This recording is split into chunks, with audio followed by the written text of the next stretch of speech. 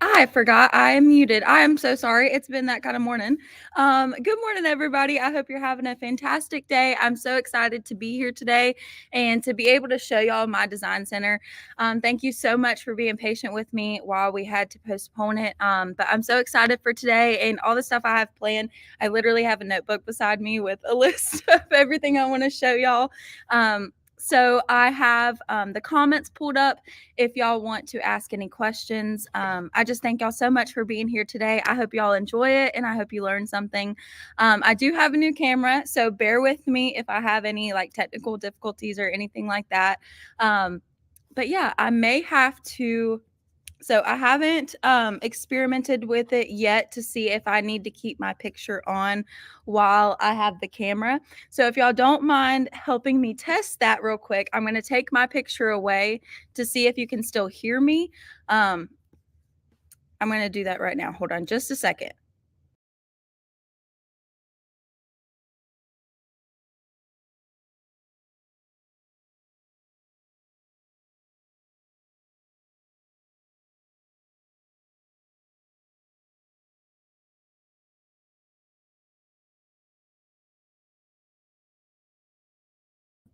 Okay, so I think I need to have the picture up so y'all can hear me, which is fine. Okay. So y'all can't hear me when I don't have my picture up. So let me keep that up and let me move this away. There we go. All right. So I'm going to be demonstrating it on the Brother Luminaire. This is the Brother Luminaire. It has my design center. If you are working on a Solaris or a Baby Lock machine, you're going to have IQ Designer where it says My Design Center. And essentially, that is very, very similar, the exact same things. Going to have the same buttons in it and stuff like that. So if you are working on a Baby Lock, this video is going to apply to you too. If you're working on a 10 needle, this is going to apply, or a Stellaire. I just kind of wanted to make that announcement first, but I am showing it on the Luminaire today.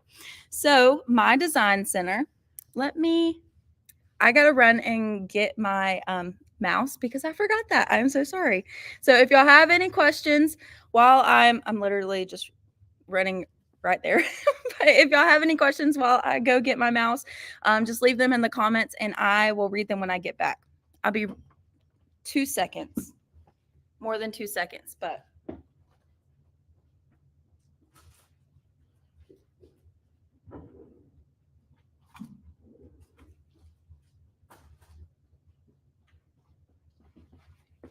here we go.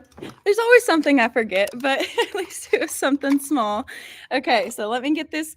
So if y'all don't know, if you haven't used a mouse with your machine yet, you have to use a wired mouse. Let me put it in front of this camera so I can show y'all. So you have to use a wired mouse.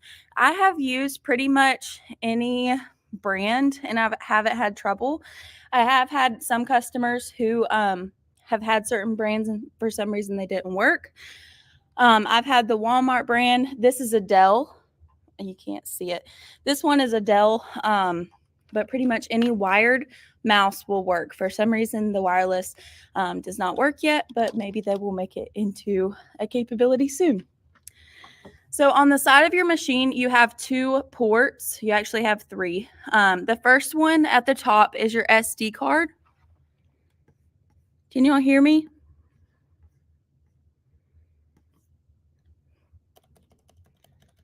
I got a comment that y'all couldn't hear me. Can y'all hear me? Yes? Okay. Just making sure. So this first port up here, this is your SD card port. Your second port is your flash drive. And then the third port is your flash drive or your mouse. So I'm just going to plug it into that last one down there. I'm going to use this right here. Just making sure everybody can see my little cursor on the screen.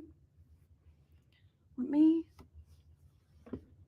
neat thing about this new camera is I have a little remote, so I can just, it froze. Okay, let me zoom in a little bit. This is so cool. Sorry, I get amused by the littlest things. Okay, too far. Okay, let me focus it. Autofocus, there we go. Okay, so hopefully everybody can see my little mouse right now. So we're just going to click on My Design Center. If you're not using a mouse, all you would do is just tap it with your finger.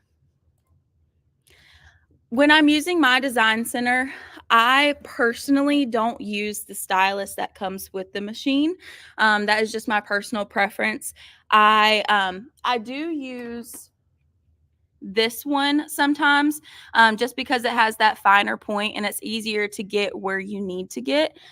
This one is a little bit thicker. It makes it a little bit harder. You can still use it, but this is why I'm using a mouse. It just makes it easier for me demonstrating it and whenever I'm working in My Design Center to get the exact point I'm trying to get. So this is My Design Center.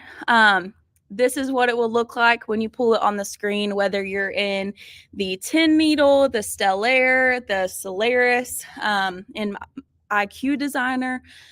This is what the screen is going to look like. Now, if you're in the 10 needle, it might look a little bit different, but that's okay. Also, while I'm on this subject, I want to mention I did not get it completely done. It took longer than I expected. But I am currently working on and finishing up a little cheat sheet for My Design Center. And I did this one let me do it on this camera, make it easier. I did this one on the 10 needle. So this is what your screen would look like if you're in the 10 needle. But every single button that is on this screen in the 10 needle is going to be on here. It just looks a little bit different. But I'm working on a cheat sheet. It's not completely done. It took longer than I expected, like I was saying. But you're going to have where you can download it from our Facebook, anywhere pretty much. It tells you every single button, what the button does. And then I'm going to be going into even further detail with it. So I'm going to tell you, step by step how to use image scan, line design, illustration design, what line property means, what region property means, and just basically going into each of these buttons and breaking it down even further. So that should be coming out soon. I'm super excited for this. Give us the link to the stylus. So the stylus, I don't have a link that I can post up here. So the stylus, whenever you get it, if you have the Luminaire 1 or 2 without the upgrade, you won't have the stylus. You can purchase it. I do not remember a price, and I apologize. But you can call us at 850-403-7332, and we can send you one and ship it to you or whatever you need to do. But if you have the Luminaire 1 or 2, I believe, it won't be in it. Or if you have the Luminaire 3 or the Upgrade Kit 3, you will have this stylus. Or if you purchase the stylus extra. Oh, great. I need a cheat sheet. I love cheat sheets. I'm a step-by-step instruction girly. I figure it out first, and then I'll look at the directions if I have trouble. But I like to have my little cheat sheets on the side because sometimes the manuals don't tell you like little tidbits, tips and tricks and stuff like that. So with this stylus, I'll be honest with you, I was on live the first time I saw it, and I'm like, where's the tip? So what you have to do is you have to untwist it and then flip it around and then twist it back, and then you have your stylus. And this is a Brother stylus. So I don't remember the price, but we can definitely order and ship it for you. We don't have to order it because we do have some in stock. But these are amazing styluses. I highly recommend them. So sorry to get off subject. So this is My Design Center. We'll just go over some of the buttons at first, and then we'll jump in and deep dive into them. So up at the top left corner, we have our zoom. And whenever we have something in here, it's going to make a lot more sense. But what you can do is you can just click that little percentage, and then we would be able to zoom into 400%. We can zoom in even further. We can zoom in only to 200%, and then we can scroll and see where we need to go. Miss Betty said, is this recorded? I have to leave, but I want to view this later. Yes, Miss Betty, it's going to be, it'll be posted on YouTube and Facebook, same way you got here. You can either go to YouTube and go to Ruthie's Notions and then find it, or you can go to our Facebook page and then under events, and then it should be under there. So there will be a recording. I'll try to like post a link to the recording to make it a little bit easier on y'all, so y'all don't have to like search through it and find it. But yeah, it will be recorded later. So anybody who has to go to work or anything, you know, thank you so much for joining while you can. I appreciate it, but it will be recorded later. And even if you have to ask questions later and you're watching the re-recorded video, just comment them and I will do my best to go back on Facebook and answer all of them that I can. So Ms. Haley said, that is amazing. As a newbie with a 10 needle, the cheat sheet is going to help so much. Yes, hopefully soon I can do one with the Luminaire too. I figured that the cheat sheet would kind of apply to both, but sometimes when you're looking at the layout, it makes it a little bit easier saying, okay, this one's for the 10 needle and this one's for the Luminaire. Sorry, I'm just going through the comments real quick and then we'll get back to it. Miss Jenny said, I am much like you. I try to figure things out before the manual. Yes, I can never understand the manual and its pictures. I love cheat sheets. Me too. Hey, Miss Pam. Elliot says hi. Oh, you'll have to tell him I said hey. Thank you so much. I am a newbie. Well, welcome. I'm so excited. Everybody who's new in here, maybe y'all haven't, whether y'all are new to your machine or just new to my design center, that is awesome. Y'all are going to love my design center. I used to have a 6 needle and then I had to upgrade to the 10 needle because I wanted that my design center so bad. Scanning in children's artwork, coloring book pages and turning them into stitches and just everything that you're able to do in my design center. It's just so much fun. So I'm super excited to be able to do this video and just break it down into more detail. So this is our zoom button. Whenever we do have something on the artboard and we are zoomed in, this little hand right here will pop up, and that's how we scroll. And whenever I pull something up, I'll make sure I show you those buttons so that way it makes more sense. Over here in the top right corner, can y'all still see? I just want to make sure everybody can still see. It's a little fuzzy where I'm looking, so I just make sure. Okay, yes, okay. So next on the right side of the screen, the top right, you have this little leaf. If you click this, what pops up is image scan, line design, and illustration design. And we're actually going to see these in action. I'm just going to go over the buttons and what they do right now. So image scan is just going to take a picture of whatever you have down in your hoop or on your scanning frame, and it's going to put it in the artboard right here. Line design is going to take a picture and it's going to identify all the lines you have in that design, and it's going to digitize them for you. Illustration design is for both. It will take a picture and it will identify, like let's say you had a coloring book page and it was already colored and part of the flower, the inside was yellow and then the petals were pink. You can scan that and the machine will recognize that, okay, this is pink, this is yellow, and it will separate them for you and automatically fill those in. So that's what illustration design is. And again, we're going to actually scan stuff so y'all be able to see it in action. Again, in the top right next to that little leaf, we have a pocket. And this is where we're able to bring in designs to my design center. If we've saved anything in my design center, this is how we go back and we can edit them again.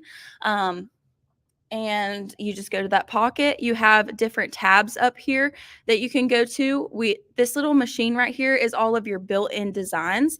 Or I'm sorry, I said that wrong. Not your built-in designs. This is all of your designs you saved from my design center, so that way you could come back later and edit them and work on them. The next little tab right here, this is if you wanted to bring something in from a USB. That's how you would access it. Right now, we don't have a USB in, so that's what it's saying. The next The next tab right here. So I didn't know this until recently. I guess I just wasn't paying that much attention. But you have two USB ports. One does have a little logo with a mouse. Um, Even if you plugged it in the first one, it would still recognize that you have a mouse. You can put a USB in both of these.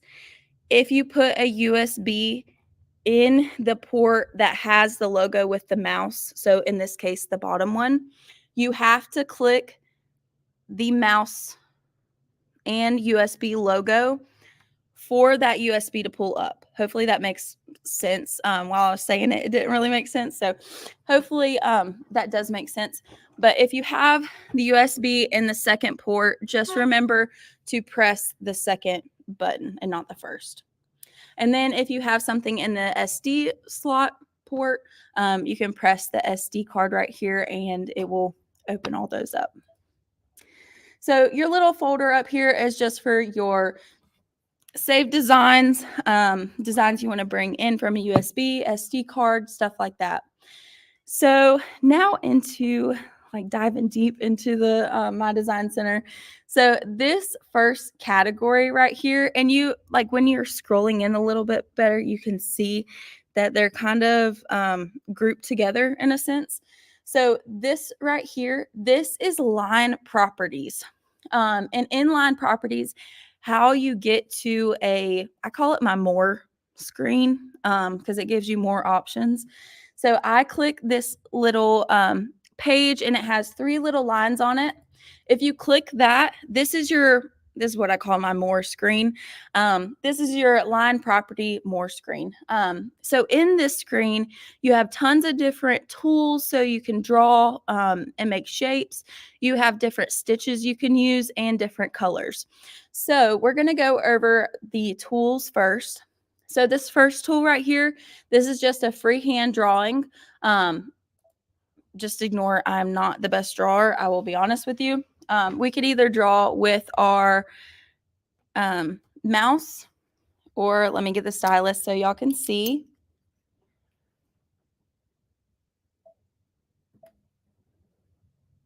Or we can draw with a stylus. So this is a freehand tool. It's where you can make open shapes. You don't have to close them. You could use this tool to go back and to add lines. So let's go back into the More tab. And let's grab the second little tool right here. So this is a freehand tool, but it's going to remember where you started. So that way it will close in the shape whenever you get done.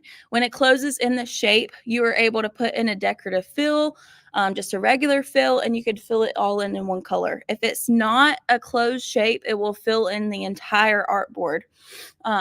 So let me clear this real quick. Let me use my mouse. So I have that tool selected. So whenever I start drawing, you see where it started, it has that line. I haven't went back to that line. If I went down here and then just released my mouse, it's going to automatically close that shape for me, even if I didn't finish all my lines.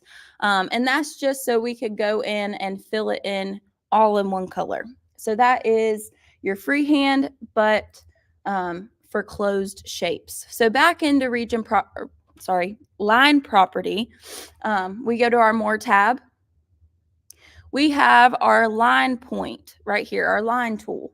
So if we hit OK, what you can do with this is you would just select one point and then click and drag, and then it's just a line. I'm just going to go back. We're going to go back to the More tab. And this is your point to point. It looks like the little lightning bolt. This is one I use most often, especially when I'm using custom quilting, because sometimes I do not have a steady hand. I'll be honest with you. That's why I use the mouse to make it a little bit easier on myself. But I'm not really good with that freehanding tool. So I like using the point to point because I can make little points and then it's going to make my shape. So we're just going to select it real quick.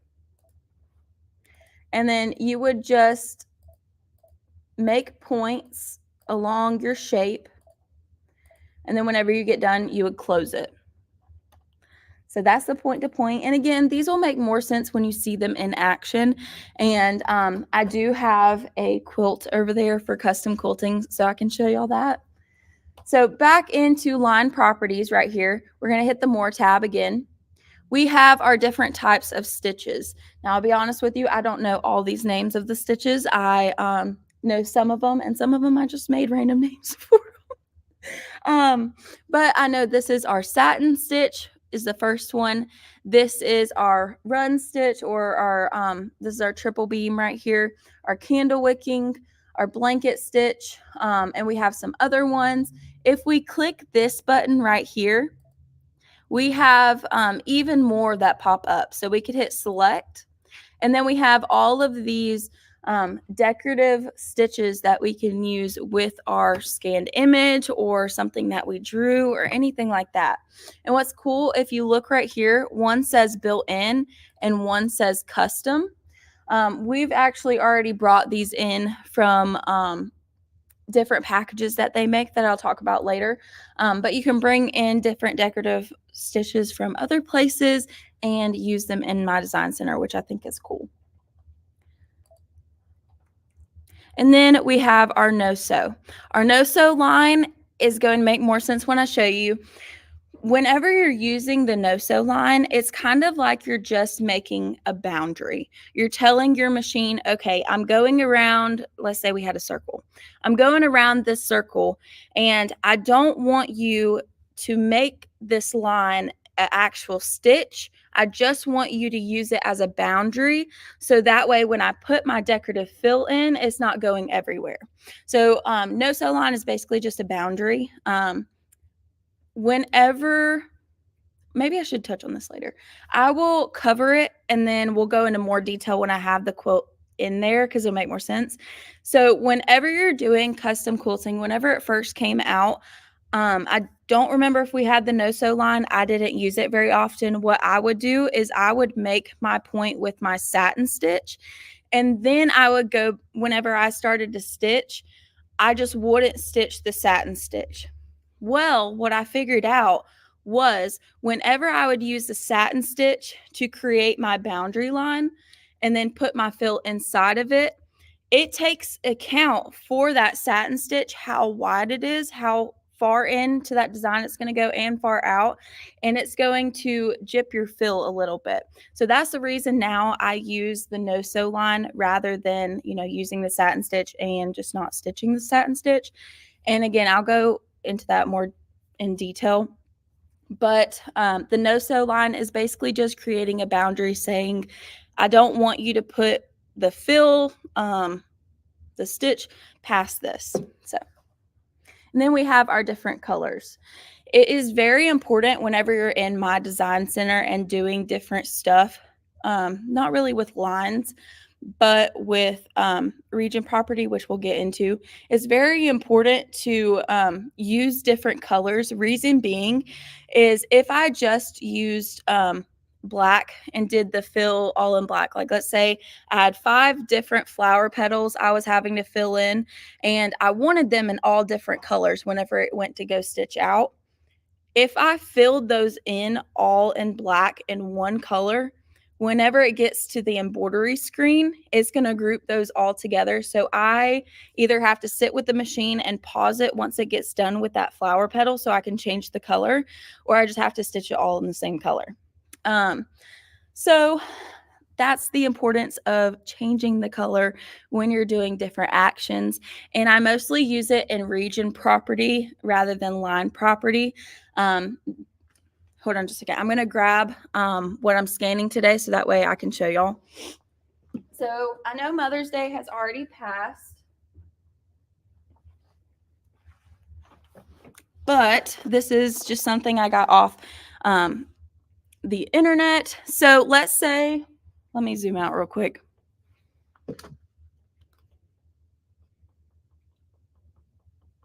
Okay, so with this printout, I wouldn't have to worry about doing the different colors unless, let's say, for the outline, because it's going to identify all these different lines and it's going to turn it into stitches. So let's say I wanted the hearts to be in red, but I didn't want to fill them in. I would have to go into this screen, select a different color, select red if you want to, and then I would have to select the hearts. And then it would break it up to where Happy Mother's Day and the flowers are all outlined in black, but then these are separated. The machine will stop, so that way I can change the colors and those will be grouped in red. Does that make sense? Hopefully it does. But we'll scan that later so I can show you in more detail. I'm going to click OK down at the bottom right. Next, we have our region properties, and that's this little category right here. So we're going to hit the More tab again, and it's just that little, let me zoom in again, I'm sorry. And it's that little page with the 3 little lines. There we go. Once we click that, this is our region property More tab. So we have our size. We have, this is more of whenever you're using the paintbrush and not the bucket. So I'll show you the paintbrush and the bucket in a second. I don't really use these options. You can size down the size. Sorry, I have the remote in my hand of, your paintbrush, or you can change it from a circle to a square. Whenever, let me draw a shape. It's not going to be pretty. I'm just going to use a satin stitch, use the closed shape freehand tool, and I am just going to do a circle. That's not a circle, but I tried. Okay, so let's go into region property right here, the More tab, and we're just going to click it. So we have different options of what we can fill this shape with. We have this first option is it's just going to fill it in all one color. So right now we have red selected. We could select blue or any color we wanted. And then we're going to hit our bucket and then just fill it in. If we had our paintbrush, it's just going to paint whatever we are hovering over. I'm just going to back up. We also have, I'm going to go back into region properties. So that just fills it all into one color. We have our stippling right here. Let me hit the bucket. So it just does the stippling. And whenever you are filling in with decorative fills, it will do this 2-color thing. If you hit next at the bottom right, it will generate it into stitches and show you how it's going to look. Hold on just a second. So I accidentally extended that out of the area right here. Let's see. So I can't click and drag it. Let me show you a little trick. Let me hit return down here. It tried to turn it into stitches but it couldn't, because right here I did my shape too weird. So in order for me to size this down using this size button, I know we're skipping, but just to show you, we have to select this shape, or we have to select whatever, if we're selecting everything and sizing it down, we have different options. Down at the bottom of the screen, you see this little dotted box. If we click this is our select tool. We do have different options where we could draw a shape around whatever we were working with. We could freehand, we could do the magic wand, or we could just select everything on the artboard, which is this guy. I'm going to hit close. Once I've selected my shape, this size, rotate, mirror image, they all pop up in ungray. So I could hit size. We could size it down. We could size it up. I'm really just using the size for the move keys, so that way I can scoot it over.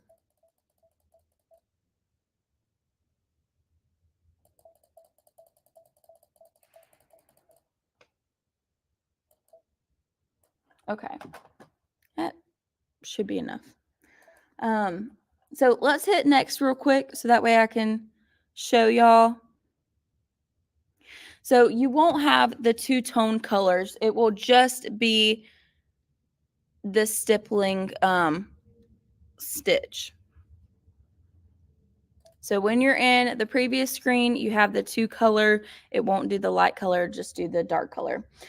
Back into region properties in the More tab right here, we have this last category right here. If we click it, we have even more options that pop up. These are your decorative fills. So if we hit select, again, we have built-in or we have custom. Custom, you can bring it in from somewhere else. Built-in, you have tons and tons of design, built-in decorative designs, whether you're on the 10 needle, the Stellaire, the Luminaire, even the Solaris and those machines in IQ Designer. There's tons of built-in decorative fills. If you're on the 10 needle, you will have most of these. I believe you have 36 fills. I believe there is, let's scroll. There's 48 on here. So the Luminaire has a little bit extra. Let me see if I can scroll. So you have all of these options to fill in a shape. Use custom quilting. I mean, there's so much. I tell people when I'm training, it doesn't look like there's a lot of buttons in my design center. And it's not that there is a lot of buttons, but what you can do if you just take, this button and this button, you can create 50 different designs using those 2 buttons. And that's what I love about my design center. You can just be creative. You can have fun with it. Practice, practice, practice. My design center can be a little bit intimidating at first. For some homework, if anybody has never played with my design center, I know this is skipping around, I'm sorry. But if you've never played with my design center, my little homework for you, just take a tool, and whether that's the point to point, the freehand, make a shape. So it's trying to fill it in with a decorative fill because I have the paint bucket selected. I wasn't paying attention. I got to select my tool up here for the drawing, the freehand. In just a second. I'm sorry, I'm not the best. I'm not the best. So your homework, just draw something, whether it's a heart, that's supposed to be a heart, or if it's your name, you can sign your name, and just get used to playing with it and getting used to it and getting comfortable with it. You could even close in a shape like this heart and fill it in with a decorative fill. And even if you just stitch out on a piece of cutaway, you are going to get more comfortable and more comfortable with the machine. So even if you just stitch this out, you will get comfortable with the machine. So if you've never touched IQ Designer or My Design Center before, there's my little homework for you to get more comfortable with it. But yeah. So back into region properties, we're clicking the More tab. I went over this button. This button is a no-sew again. It will, you can take away fills that you have already. Let me put this back real quick. We'll just close in that shape. Let's fill it in all in one color. So let me go to the More. What this no-sew does is exactly what it sounds like. You would just click it and it would take away the fill. So yeah, it is very important when you're in region property and you have multiple things, again, to pick a different color. Even if you aren't using pink, just select, pink, yellow, whatever it is, just so it groups it separately. So that way you have more control whenever it comes down to the embroidery side of it. Let's see. I'm going to clear this out. Does anybody have any questions? I feel like I'm going kind of fast. Partly I'm just super excited. Hey, Sarah, thanks for going through this with us. Yes, ma'am. I love My Design Center. Thank you. I have to leave. Prior engagement. So glad to hear it's being recorded. Yes, Miss Sue. Thank you for joining in today. And anybody who has stopped in later, before the opening. This will be recorded if you have to leave early. So that way you will be able to find it on Facebook and you'll be able to find it on YouTube. And I'll go over it later to show you where it will be located. So that way you can find it later. And I will try to post something on our Facebook page. So that way y'all can find it a little bit easier. So it will be recorded if y'all have to leave. Thank y'all so much for coming and just joining in and learning some stuff. Miss Gloria said use the custom button. So whenever we're in the More tab right here and we hit this third category tab, whatever it is, and we hit select, if we hit the custom button, I don't have a USB that has any decorative fills in it right now. I know Baby Lock makes I'd have to grab the little sheets. What are they called? They are decorative fills. They're in packs. There's tons and tons of fills. They have different categories and like fills and hobbies. They have confetti. They have holidays and stuff like that. So if you buy decorative fills like that, you can bring them in and use those.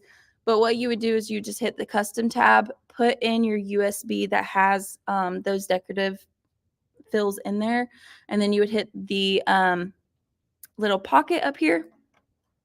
I don't have a USB loaded, but then it would pull up anything you had on your USB, so that way you could use that. I would definitely rewatch and make me a cheat sheet. Yes, ma'am.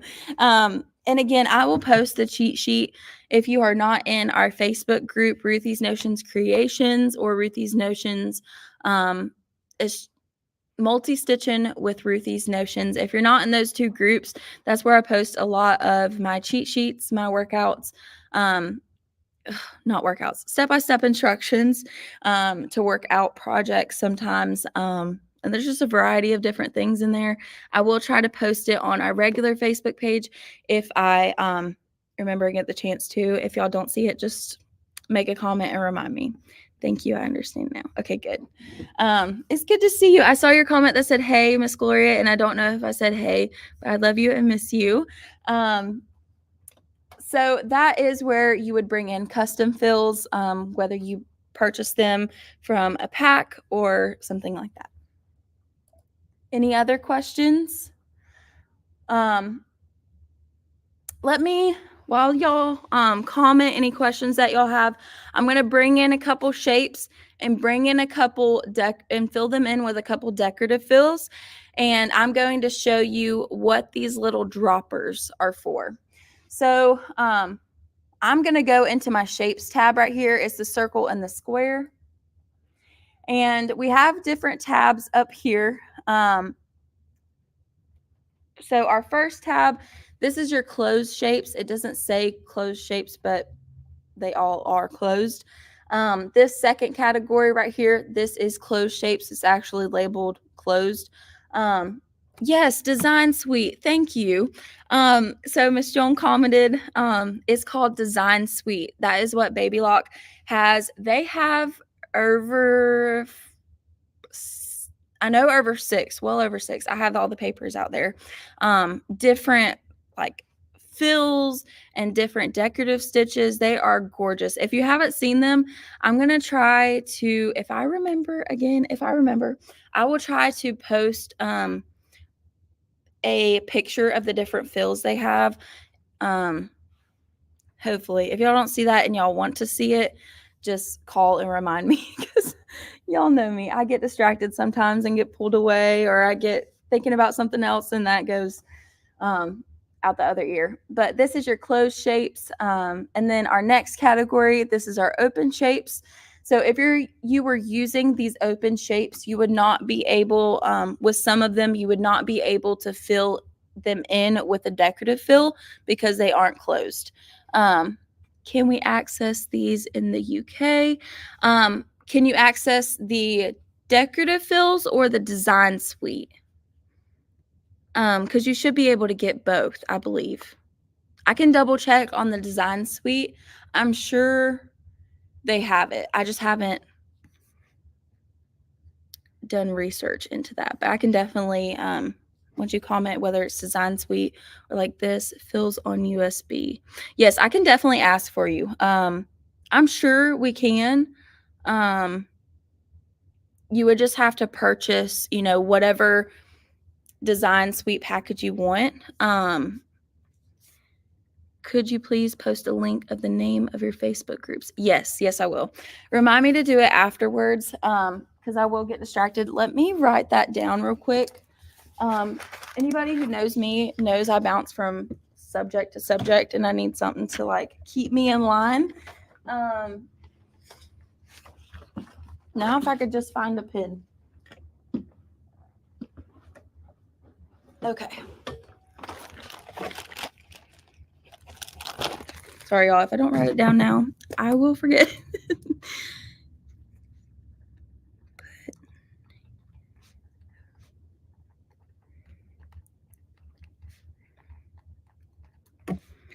And then I will find out for the decorative fills on the USB.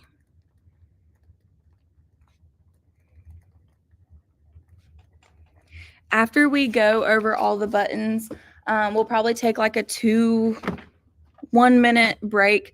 I'll go get the papers for the fills so that way y'all can just preview them and see. And that way I can set up for having the quilt and showing y'all scanning that in using the custom quilting for that. And then we'll scan in a coloring book page and turn it into stitches. And then we'll just go over any questions and stuff like that. Hey, from Gladwin, Michigan. Awesome. Good morning. It's so good to see you or hear from you. I need to like set up little like stuffed animals behind the camera or something so I don't feel like I'm just talking to a computer. But this is your open shapes. This little flower right here, this is actually a, they call it saved outlines or a stamp. I don't know if I have a YouTube video explaining how to do stamps. I do have a cheat sheet that I've done how to use the stamps. It is a feature in the embroidery screen, which I will have to touch on later. Let me make a note not to forget to show that. Stamps. So I will show that to y'all so that way y'all can see how to make shapes. What you do with the saved outlines or not shapes, stamp. I'm so sorry. What you do with the stamp or the saved outlines, when you're in embroidery on the, don't quote me on this. I think it's on the 10 needle, it's on edit end.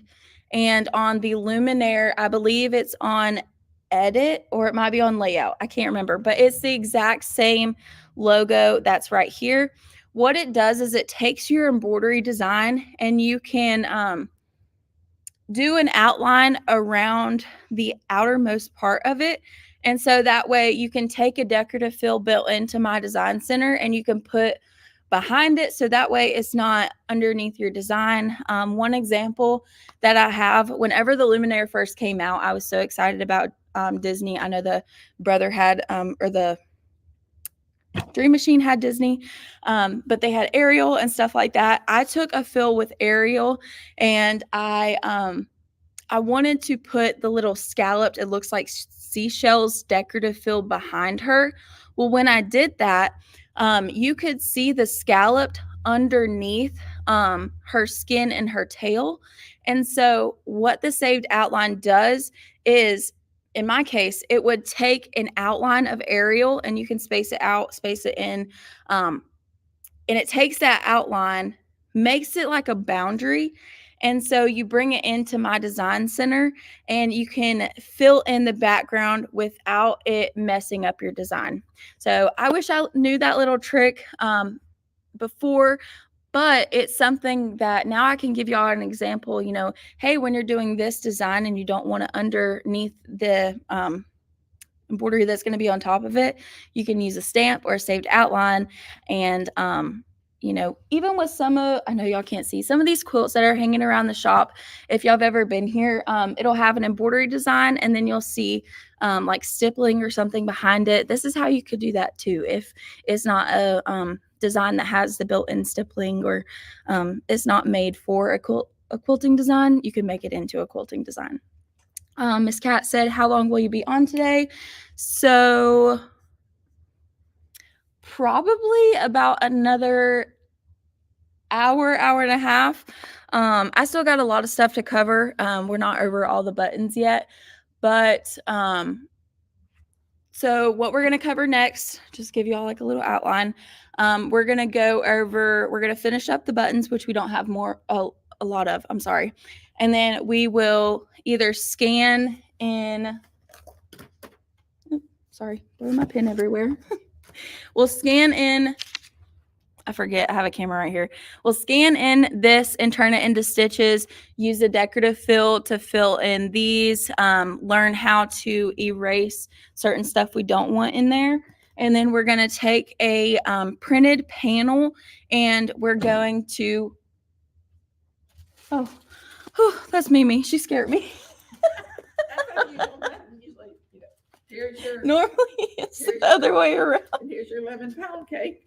I'm here by myself today, and she had to run some errands, and hey, how are y'all? They can't see you. Hold on, that's our little picture. Okay, there I am. Hey, how are y'all? Hope y'all enjoying the class today. I've been shopping for tomorrow for our surgery class. Boy, did I get them some good stuff. We're super excited for our surgery class tomorrow. It's gonna be out of this world fantastic. You don't know what y'all are missing, honey child. Last week, the 4 days was better than any event I think we ever had. It was really fun. Yeah, and then we're having OESED the 24th through 25th. You don't got to pay to come 29. You just don't get a free gift for 29. But you flat sure will win some stuff either day. You don't want to miss it. And don't forget. Miss Tina said, hi, Ruthie. Miss Tina Metal. Hey, Tina, when are you coming back? We miss you. You're the life of the party, honey child. Hold on. Can y'all still see me? Yeah, I can see you. Hold on.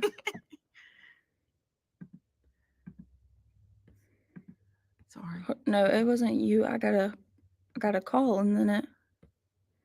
Can y'all still see me? How do they talk? Yes. Okay. Good. They're commenting. I got a call and it stopped. I'm going to try this year. Hopefully she's been busy with sublimation. Well, send pictures. We want to see what all you're doing. This is getting funner than fun. Everybody's doing all kind of stuff. I mean, it's amazing what you can do. And then mixing it with all your machines and stuff. Tina did the most fabulous job you ever saw the last 4 days. She will be here 4 days for our crash course. Can you stand it? You don't want to miss a day. You say, I don't got that, but you don't know what you're missing if you don't come, honey child. Bye. Miss Lisa said, can you stand it? Yeah, can you stand it? I love it. So like I was saying, while she was running errands, I was here by myself and all of a sudden I just heard like a boom. I'm like, what was that? Oh, thank you. You can just set them anywhere right there. Here's yours. I'll put it on top of your one. Okay, thank you. Okay. So that's what a saved outline or a stamp is. And that's where you would find it. Again, I will go over that in a second.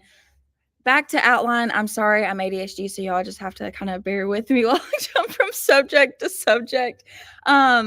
So I've already talked about kind of what we were going to do with the screen, and then we're going to scan in that, use the fills. We're going to use the printed panel, the decorative fills and custom quilting, and then we will use the saved outlines or the stamps.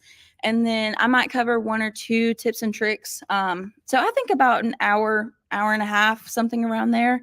It kind of just depends how long I take and if I can stay on subject. But you will be able to, rewatch later and come back and pause, rewatch, rewind, whatever you need to do. I needed this live last week when I was outlining a rope bowl center embroidery image. Yes, ma'am. I'm telling you, it's been a time. It was planned and then it had to get rescheduled. And then yesterday I had something come up and I had to reschedule again. And I apologize to y'all, but thank y'all so much for being patient with me. But now you can use this video and rewatch later whenever you come back and maybe you're doing another rope bowl embroidery. So again, this is saved outlines. This is essentially what it does. And we'll go over more details with that later. This next one, this is your hoop. So whenever you are doing anything with fills or anything like that.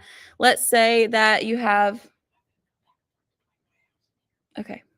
let's say that you have a 5x7 hoop and you are filling in, I don't know what you'll be working with, but you're filling in that entire hoop size with the decorative fill.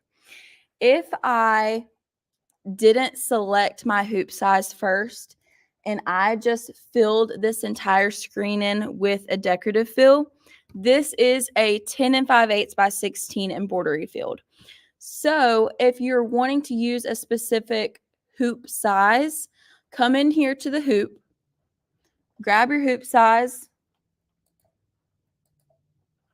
and then use the fill so that way you have your hoop size. My screen froze up. Is it working? Is it back to working, Miss Connie? Or is it still froze?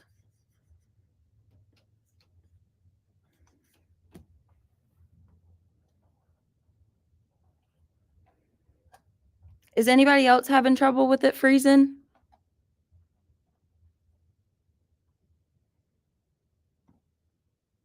Yes, y'all are having trouble with it freezing. I wonder if it's, let me see. Right? No? Okay.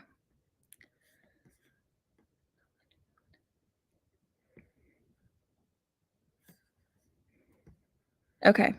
I'm going to keep going.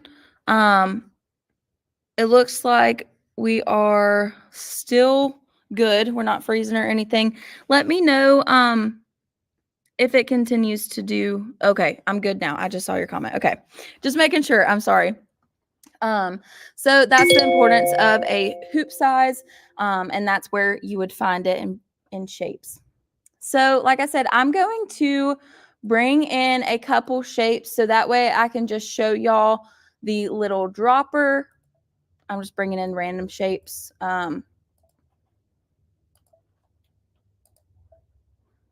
I have a square and I have a little flower right here. I'm just going to fill in this square with this decorative fill.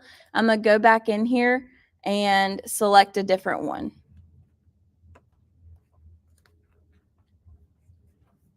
Sorry, I have like a little sewing needle. It's right where I'm holding my mouse.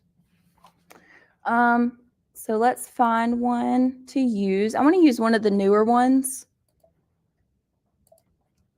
And then we're going to select a different color. Let me find one that's going to be easier to see. And then we have our bucket selected. So right now we have our pink and we have this little decorative fill selected. Let's say we wanted to get back to this fill. What we would do is we would hit this little dropper right here. And then once we click this, pay attention to this right here. Once we click it, it changes it. That little dropper is just so you don't have to go back and try to remember what settings you were using, what color and stuff like that. You can just click the dropper, select what you're wanting to use again, and then you could fill this one in. Oh, sorry. Let me do the dropper on this one, hit the bucket, and then I could fill that one in to match it, or vice versa. We have our eraser tool right here.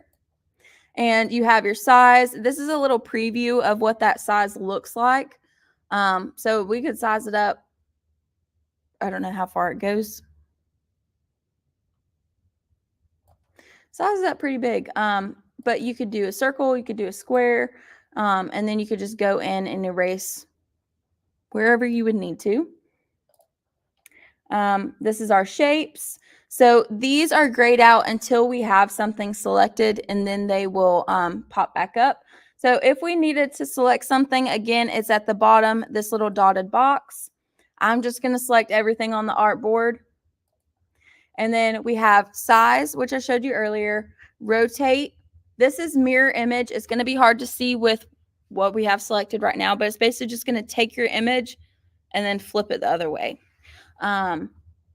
This is duplicate, so it's going to make doubles of that, and then you can click and drag wherever you want it.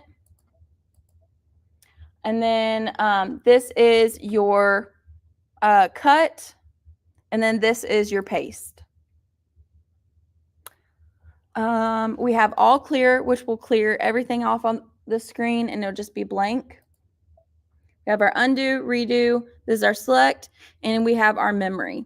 It's very important, especially whenever you're scanning a coloring book page in, or even my sister's drawings, when I scan them in, I save them while I'm in my design center. If you don't save them while you're in my design center, you cannot go back into my design center and bring it up and edit it, or, instead of blue eyes, let it have green eyes or something like that. You have to save it in my design center to have the capability to be able to come back and, edit what you've already scanned. Now, let's say I didn't remember to save it into memory on my design center, and I had already stitched it out, already got out of the screen. What I would have to do is I would have to go back in, scan, make all those little adjustments I did before, and then I would have to, change the fill if I wanted to change the fill, or vice versa. Do have some comments. If you erase things like that, will the stitches tie off so they don't come undone? Yes. My statement was missing. If you erase like you did the shape, will the remaining stitches tie off in those areas? Yes. They will make knots, so that way they won't unravel. It'll make sure that they are tied down and locked in. But that's the importance of saving it into the memory in my design center, because once you get into the embroidery screen, you can't go back and change stitches. You can't, change the decorative fill, size it at all, or anything like that. So does anybody have any questions? We will go over next whenever we have something pulled up, because it'll make a lot more sense. So my design center, in a sense, is, I don't want to say very similar. It is, it has some of the capabilities of, digitizing and stuff like that. These machines are very smart. I have taken handwritten recipes and coloring book pages. My sister has drew on, what is it called? Like drawing paper. I've scanned that in and turned it into stitches. You have so much capabilities on just my design center and IQ Designer alone. I love it so much. Like I said, I did have a 6 needle, but I had to upgrade to the 10 needle just so I could have my design center and have that capability of being able to scan in artwork and turn it into stitches. I don't have a favorite I've done so far. It's probably either handwritten recipes or, just scanning in my little sister's drawings. I draw stick figures. She's an artist. I'm not. So I love being able to scan in her stuff, and she loves seeing it. So if y'all have little kids, or even if y'all have like grandkids, or even, friends' kids, I don't have kids. I spoil my friends' kids. I love them to death. But even taking their drawing and turn it into stitches, you can put it on a blanket. You could put it on a pillow. You could honestly just put it on a blank piece of fabric and just frame it for them. And it's just something that is so personalized and heartfelt, in my opinion, because that is your handwriting, and you're literally taking it from a piece of paper and putting it on something that you can see, forever. If you have a sugar cookie recipe, you could put it on a kitchen towel, and then you could hang it on your oven door handle thing. There's just so much stuff that you can do. I love my design center. I love IQ Designer, just the capabilities that you're able to do. Amazing. So any questions so far? If not, we're going to take like a minute break. We just hit an hour, so we're going to take a minute break. I'm going to go grab those decorative fills, so that way y'all can see, each pack. Hopefully I have all of them. Each pack, kind of what they do, what comes in it, so that way y'all can see it. And then we will dive into, scanning and turning into stitches and stuff like that. So if y'all have any questions, I'm going to turn on that timer that was on the beginning, just so, people who pop up halfway, they'll know to, we're still doing the video. My scan and cut isn't a choice on my Stellaire. Can I put it here? In the shapes, this is with Artspira, and I believe, don't quote me, the My Connection feature. You may need an update to be able to see this. I haven't played with this a lot, so I can't give a ton of details. But these are, I think this is with the My Connection. These are actually cutting files that I recognize these from the actual Scan and Cut. These are actually cutting files from the Scan and Cut they sent over with Artspira or My Design Center. So that way they could turn them, instead of a cutting file, they could turn them into stitches, whether they use, this dolphin shape as an applique and then put a satin stitch around it, or stuff like that. So you may need a update to be able to see that. I'm going to have to do more research on that, but I do not mind, finding that out for you. If I don't give an answer by the end of this video, just call, so that way I can call somebody and find out. My Brother Stellar XE2 use those Baby Lock packages. It should be able to. Again, I'm going to, on one of our breaks, we shouldn't take many, just this one and then maybe another one. I'm going to find out for you. You should be able to. Let me double check. I don't want to tell you wrong, but let me put on this timer, ask any questions that you may have. And so that way I can go grab that, and then we'll be right back and we'll be ready to start. So give me just a second. Thank you so much for being patient with me.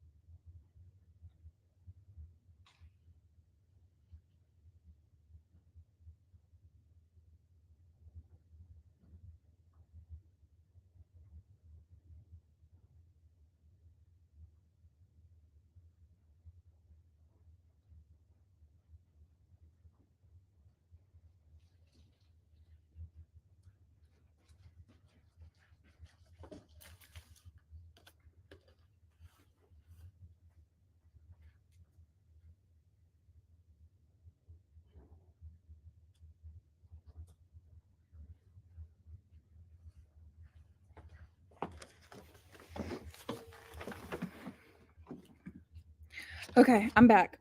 I forgot that half of them are actually taped down to the desk, so I'll grab two that you could see. Now there's 4 or 5 on the desk plus these two, so there's about 7 or 8 out right now or more. And when we print these, sometimes they don't pick up. Let me put it on this camera. So this is the Team Sports Collection 1. They have several different packages out there. They have geometrics, they have hobbies, fills, where they have crafts and hobbies. There's yarn, sewing, just about anything you can imagine. So in this specific one, this is the decorative fills that come in it that you can use. And then these are, hopefully it'll focus. These are the decorative stitches that you can use. And then here's another one. So this one didn't print the best when it came to those. They're kind of focus, a little dull. But there's tons of different decorative stitches and stuff like that that you can use in My Design Center. Okay, I will look at the Artspira and see. Okay. So those are the decorative stitches. They are the Design Suite packages from Baby Lock that you can purchase extra. They do, vary. They have tons of different ones, tons of different categories. I will either it's going to be hard to take the camera up there. So I might just post the different pictures of them so that way y'all could see what they look like, because it might be hard to take the camera and my computer and the whole setup up there. Miss Janet said, do those just download to the custom stitch area? So what you would do, let me put this up real quick. Let me get back. All clear. So what you would do is you would go into region property, and then you would hit the select, or the third little tab right here, and select, and then you would hit custom. It can only be open in the custom stitch area right here. Now, if you're trying to find the decorative stitches and not the fills, then you would go into line properties, hit the little pocket, and then pull them up. But if you're looking for the decorative stitches, like the I keep forgetting y'all can see on this camera too. I'm sorry. So if you wanted the decorative stitches like the football, the baseball, stuff like that, then you would go into the region property and pull it up that way. And Miss Jones said, yes, it can only be open in the customs tab. So there are 7 design suites that are available. You can preview them. Again, I'm going to try to post them. I get distracted and I may not remember, so I'm sorry if I don't. But you can preview them on Baby Lock's website, and I'm going to try to post them so that way y'all can see them on our Facebook and stuff like that. So let's dive deep and actually scan something. Put my paper back here. So I am going to, thank you. So you can't do it on the Stellar, no custom setting. I'm going to have to, Miss Paula, I'm going to have to do some research on that. We have a Stellar right here. So I will, I'll look. There may be another way to access it from that. I'm definitely going to look for you. I am moving to this camera, to the other seat. Let me know if y'all can't hear me. I'm still going to be able to read comments. You can actually see my camera from right here. But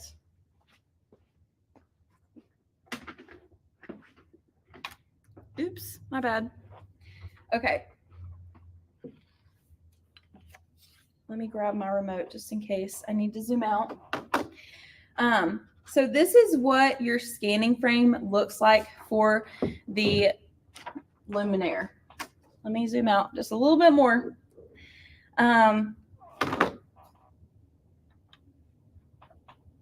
It doesn't zoom out that much. This is what it looks like for the Luminaire. You have this attachment, so that way it just slides into the embroidery unit. And so that way you can scan in coloring book pages or anything like that. So how we attach our coloring book page or our recipe to the scanning frame is we would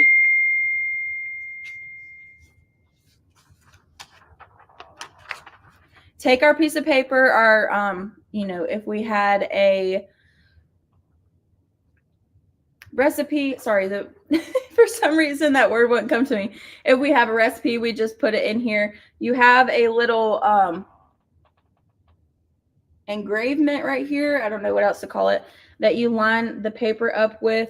So I'm going to use these green magnets. I believe you get 6 with your machine. And I just placed them around my design. If you have one where it is scaled, where you have a bunch of white space, I would try to stick these magnets in that white space instead of, like on the side or something like that. Because whenever you scan it, you have a screen where you can crop it in. And so that's why I would put them down here. For this, I didn't scale it. So I'm going to kind of just wing it like this. The magnets are just to hold the paper down while it's scanning. So we have it set up. If you have the 10 needle, I can show you in a minute how to attach that to it. But with this, what we do, let me move it over a little bit. Oh, okay. So with this, it's just like a hoop. So we're just going to slide it in. And then we lock it down. And then we're going to go to our screen.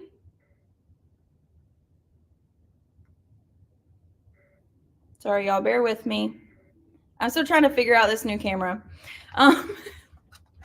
So we have our scan frame in our, sorry, I'm clicking random buttons.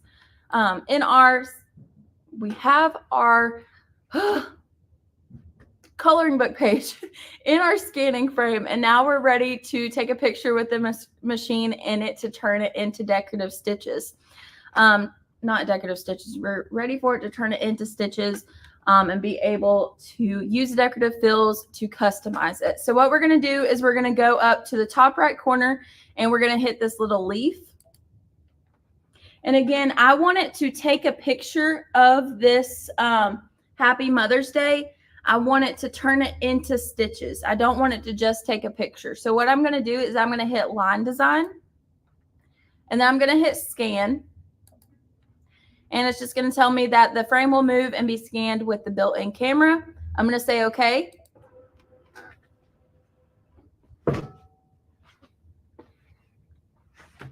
While that's doing, you can save some to your machine, but is limited to a certain number.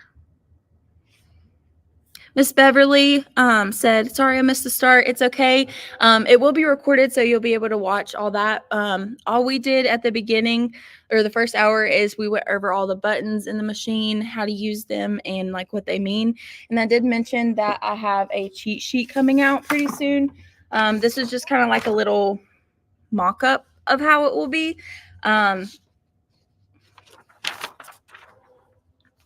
That's just kind of like how it will be. But there will be several different pages. I thought about doing a PowerPoint instead. I'm still working the kinks out, but it will tell you, you know, what each button means, how to scan in an image like this. So that way, you know, if you don't want to watch a video, you don't have to. You'll have like a little cheat sheet you can just revert back to. But yeah, that's basically what we covered this morning. So it has scanned the image and it has put it up on our screen right here. Let me scoot closer a little bit. Oops, sorry. Okay, so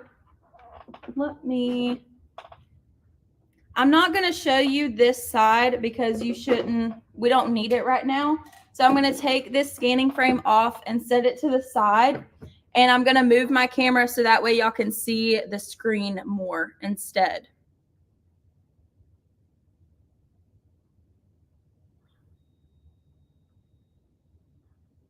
I'm telling you, I like this little remote. It makes life a little bit easier. Okay, so everybody can see, hopefully. So this is what pulls up after we scanned in our image. And this is why I said, you know, if you have a coloring book page that the design is scaled to be more in the center and not all the way to the outsides, then I would put the magnets there, because when I crop and I take these arrows and pull them in, I want you to look at this size right here. As we crop in that white space we do not need, we're sizing down our design. Now we can size it down later, but that's the importance of, you know, cropping out as much white space as you can without harming your design or taking your design out. So I just cropped this in as much as I could. I'm not worried about those green magnets being in the image because I can go back later and erase the lines that are going to pick up from that. Now with this, this is still what we scanned. We have grayscale detection. If you have, you know, handwriting, sometimes you need to turn that up so that way it identifies all those little marks instead of like the big picture, if that makes sense. What grayscale detection will do is it will basically it's kind of like the sensitivity to what it picks up on. If that makes sense, that's the best way I know how to kind of explain it right now. But as you lower it or you higher it, it's going to pick up on different stitches that maybe you don't want or you do want, little details that maybe you wanted to add extra, and vice versa. And then down at the bottom right here, it's going to tell us, okay, we have a satin stitch selected for this design. So whenever we like hit OK and it turns it into stitches, instead of it being a run stitch or say a candle wicking, this is going to be a satin stitch, so it's going to be a little thick. What I want to do is I want to change it into a run stitch. This is just personal preference, but I'm just going to click this little satin stitch right here. And then my line property more tab pops up. And with this, I can change it to a just a basic beam stitch or a triple beam stitch, whichever one I want. I'm just going to select this first one. And then once we hit OK, it's going to, all these are just going to be run stitches or line stitches instead of being a satin stitch and being thick. So I'm going to hit OK. And it's going to do its little thinking, and it's going to generate all those little lines into stitches. So what I mean by grayscale detection, this is just a result view. I can still edit and change until I hit set. So I'm going to pull it all the way down and hit retry so y'all can see. So see how it picked up more lines in the magnets this time? So as you go lower, it picks up on more detail, or as you go higher, it doesn't see as much detail. So I'm just going to put it back to the middle, how it came, and hit retry. And then I'm going to hit set, because all these little lines right here, I can erase those later. So now that we have our lines identified and turned into stitches, this category up here pops up, or these buttons right here. What this is your background. If I turn my background all the way up, I see my image, but if I make any lines in this area, I can't see them because my background is all the way up. Now, whenever I took my background away or started taking it away, I could start to see the line I made. So I'm just going to hit back, get that away. So whenever I am scanning in a coloring book page, handwriting, and I am turning it into stitches, I personally get rid of the background because it kind of confuses me just having it there and seeing, you know, sometimes the colors or stuff like that. But it all comes down to personal preference. So what I'm going to do with this is we can actually zoom in top left. I'm just going to zoom in 200. And now I can show y'all this little hand tool. So this hand tool, we can just click and drag where we need it. Now I can go grab my little eraser and erase these marks. I can grab my hand again, move to the bottom where I need to clean up this area.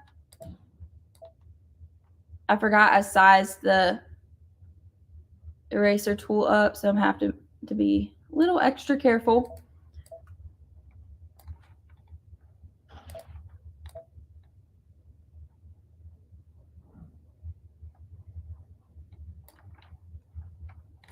I'm going to zoom out.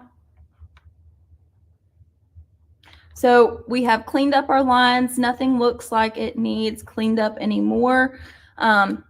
Sometimes with certain images, let's say it cut off half of this heart.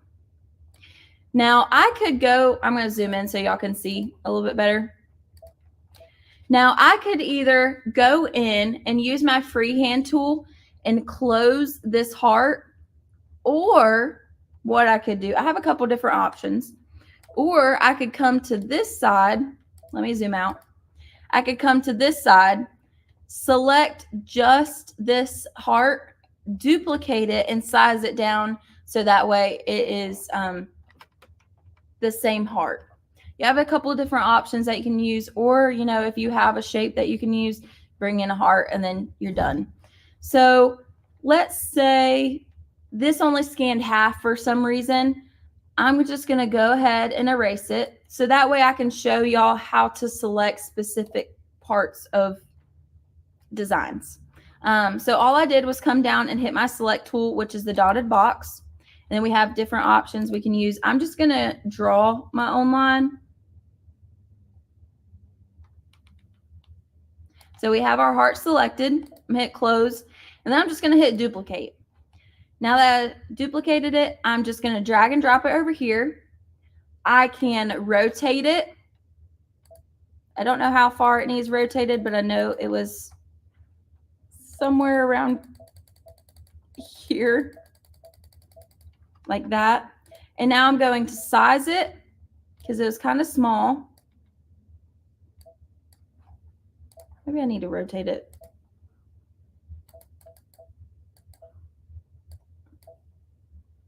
Like that. We could move it in closer.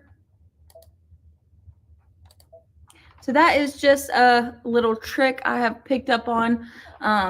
Sometimes if it cuts it out, if I don't scale my image before I print, sometimes if you have it way too big, like let's say like on the 10 needle, my first scan image before I scaled it down, this heart was too far over, and so it cut half of it off, and this is what I did. So you have lots of controls within My Design Center, what you can do, what you can edit, and how you can work. So now that we have this up, we have this is just a line design. It's not going to be any satin stitches or anything like that.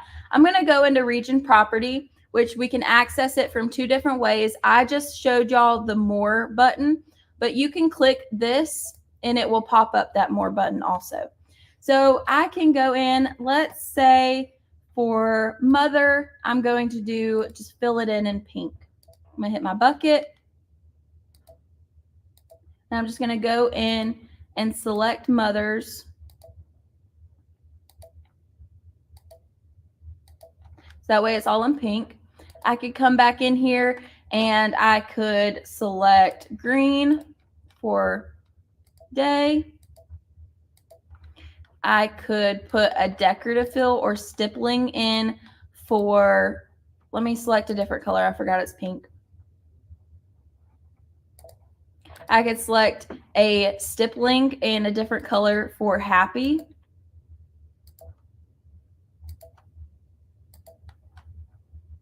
I can come in, let's say I want yellow inside stippling for the flower, but then I'm going to show y'all how to edit those so you can see more.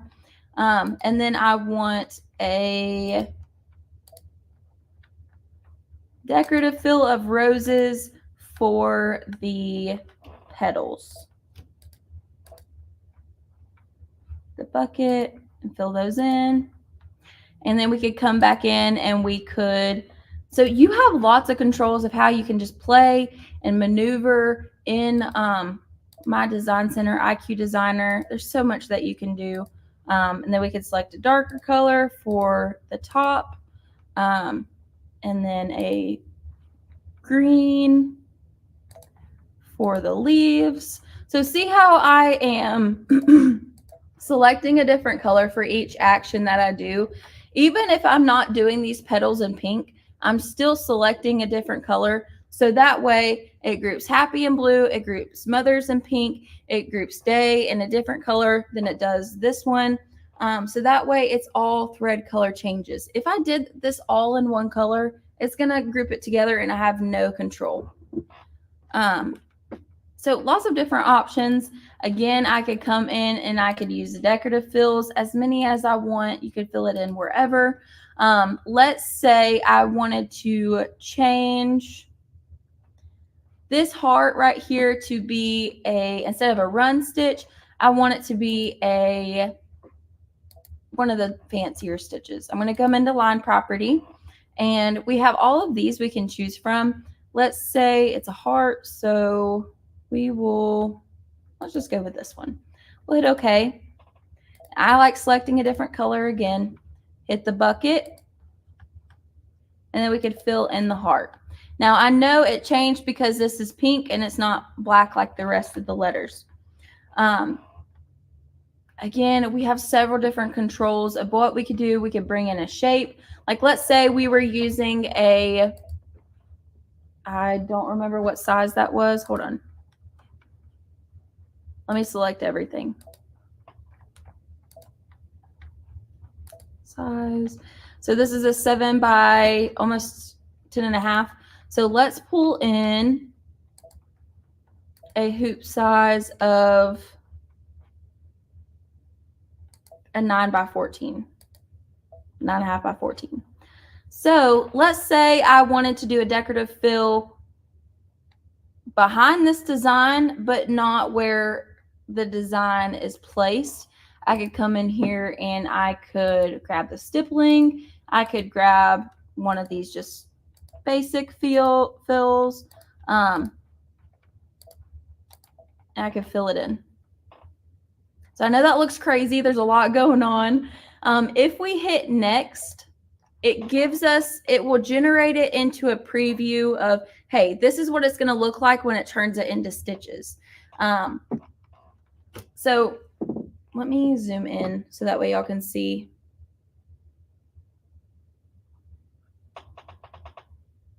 Can y'all see all those individual little stitches and stuff like that? I'll make sure y'all can. Let me zoom out just a hair. Okay. Y'all shouldn't need to see any of these. It just says set memory, and then up here is your regular settings. We won't go over those. So this is the next screen. It generates it into a preview of what the stitches would look like. So you can make any final adjustments. You can change it. Let's say we don't like this decorative fill. We could go in and take it completely out.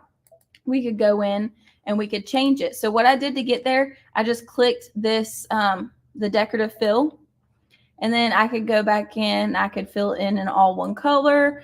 I could select one of these decorative fills, like we could do circles. Let's see what else we got. So let's see what this one looks like. Once we hit OK, it'll generate a preview of what it would look like into stitches. So that way you can see what it's going to look like. Now, let's say we wanted to change I'm going to go back real quick, and I'm going to take away this decorative fill. Okay.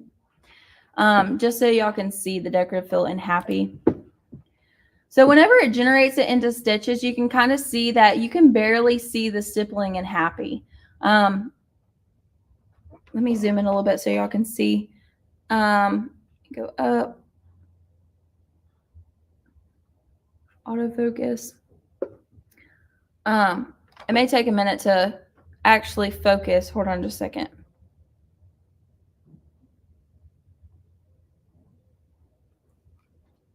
I don't know why it's not focusing. Let me zoom out a little bit, see if it'll help. Okay, there we go. Makes it a little bit easier. So with this, we can't really see that stitch in there. With some of the other letters, we can. But the decorative fill isn't, we can't see it a lot. So what we could do, we have options right here on the right-hand corner. Y'all let me know if it starts, getting fuzzy or something like that. Because you are a little bit away from me. So to me, it looks fuzzy because I don't have my glasses on, but I want to make sure that y'all can still see. So we have a couple of different options over here of what we could do. We have spacing, so we could space it more together so that way we could see more of the stippling. And it takes it a minute. That's just because it's turning it into stitches. So now we can see that we can see more of that decorative stippling. And we could change it in the Y if we wanted to. You have, it's working on it. So you have several different options. This first one is going to be your run pitch. This second one, again, is your spacing. You can space them further together or farther apart. And this one is your distance. So this is your distance between, in this case, the outline of Y and your stippling. So you can change that. Let's say we wanted to change the entire fill that's in Happy. Instead of changing each individual letter from H to Y, what we could do instead is this little chain right here. You can click it. It selects all of the different things that have the same, it selects all the different pieces that have the same stippling and stuff like that. And we could change it as a whole. We could come in here and we could say, okay, I don't want that decorative fill. I actually want this one. Or I don't even want a decorative fill at all. I just want it to be filled in one color. You could do that. So you can change it. Let's change it to just one color.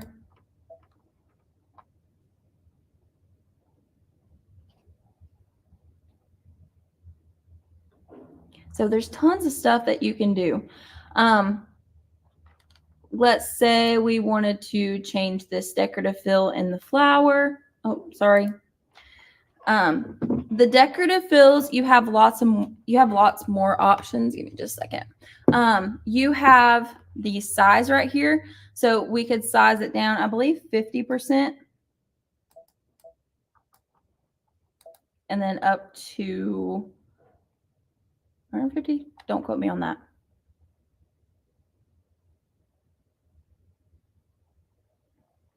So we can make it super small, or we could, this one So this one, I'm going to size it all the way up so that way y'all can see the difference.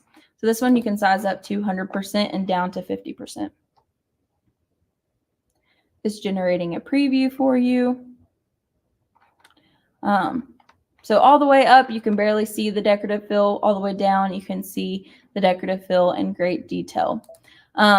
We could actually rotate the direction. So I've had a flower where it's 5 individual petals, and I've filled all of those in with one fill. When you do that, or the same fill, whenever you do that, it has the same direction for all of it. What I like to do is whenever I have stuff like that, I like it to go with the direction of how the petal is facing. So this is where the direction comes into play for me.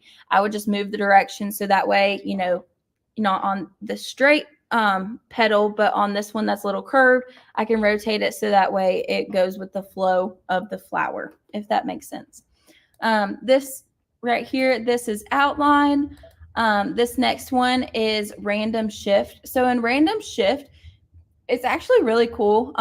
It just takes your decorative fill and it makes it to where there's no specific pattern. It's kind of just random. So what I've done before, and you can really tell in the other one that I've done before, I took the circle decorative fill, I sized it all the way down to 50% and then random shifted it. And I'll have to post a picture or show y'all, but I did a custom quilted panel and there is like little rocks. And that's how I did like little pebbles on the rocks. And that's what I did for the decorative fill of that. But the random shift just makes it to where there's no specific path that it needs to follow. It's kind of just random. And you have different types, type A, type B, type C, that do different stuff. So if you are wanting to do random shift, just play with it. Honestly, I would go 1 through 3 and A through C to see what looks best to you personally. Got to do its little thinking. This next button right here, this is, I call it left-right shift. What it's actually called is position offset. And what this does is, before they had the edge-to-edge feature on the Luminaire, what I would do is I would fill in an entire artboard with just the decorative fill. And then I would do my It's called custom quilting still, but I would do my edge to edge that way.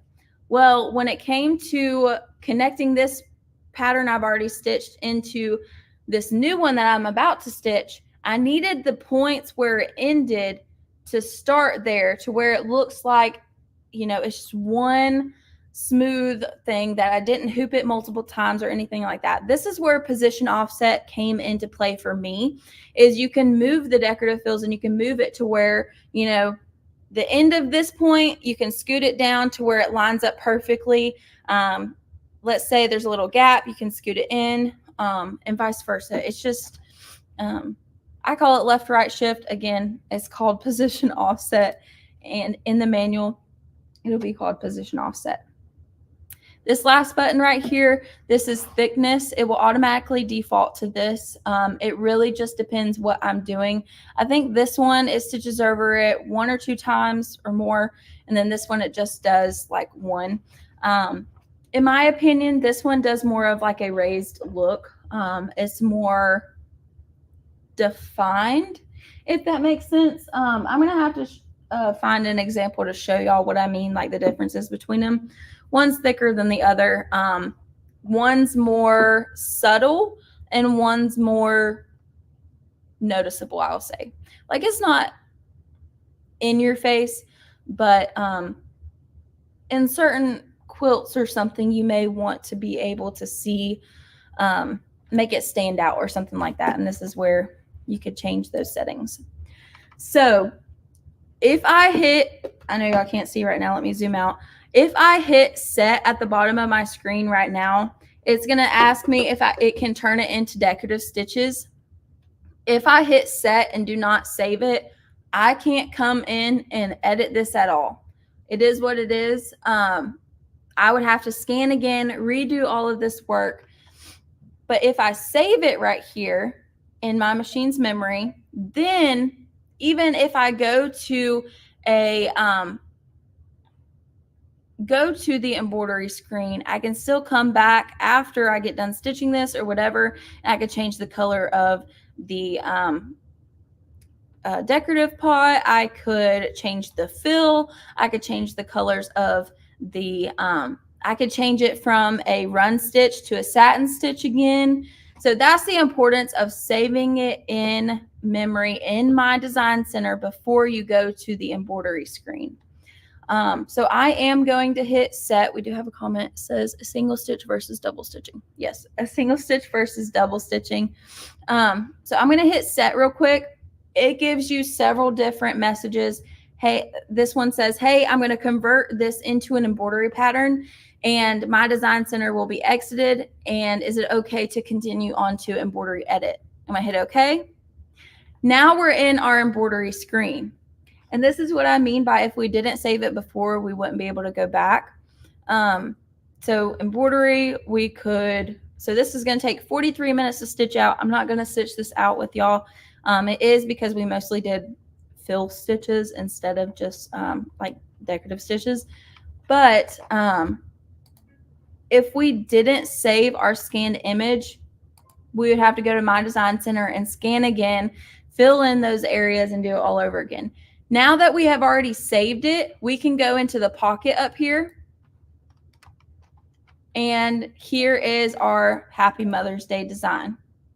So now we can pull it up and let's say I don't want this color pot. I want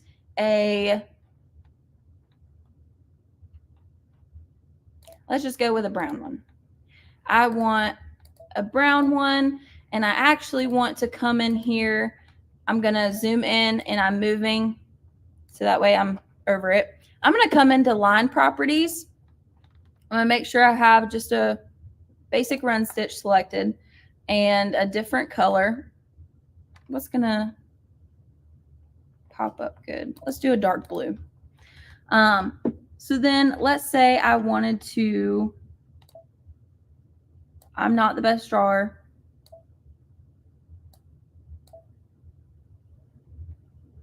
Come back in and add flowers.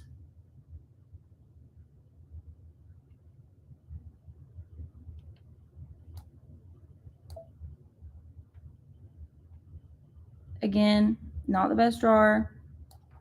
Add flowers. I could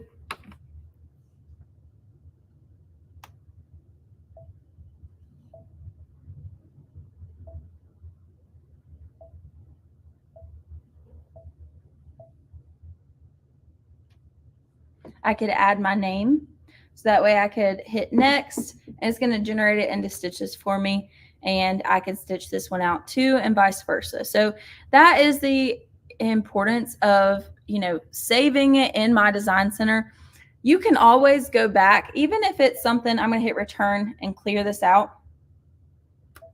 You do have a big memory, and like we do have a lot saved, a lot of the same things saved. But even if you don't know whether or not you're going to come back and use it, just go ahead and save it, because let's say just this random shape, I can always click it and hit delete later and then delete it. So even if you don't know you're going to be using it later, if it's something, that's very sentimental to you, that you feel like you're going to be doing it on a lot of stuff, I just save it, because you can always delete it later. And your machine does have a generous memory. So does anybody have any questions on scanning in artwork and turning it into stitches?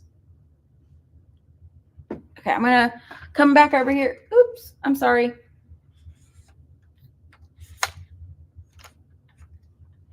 I'm going to come back over here and read some comments real quick, and then we will get started on the quilt.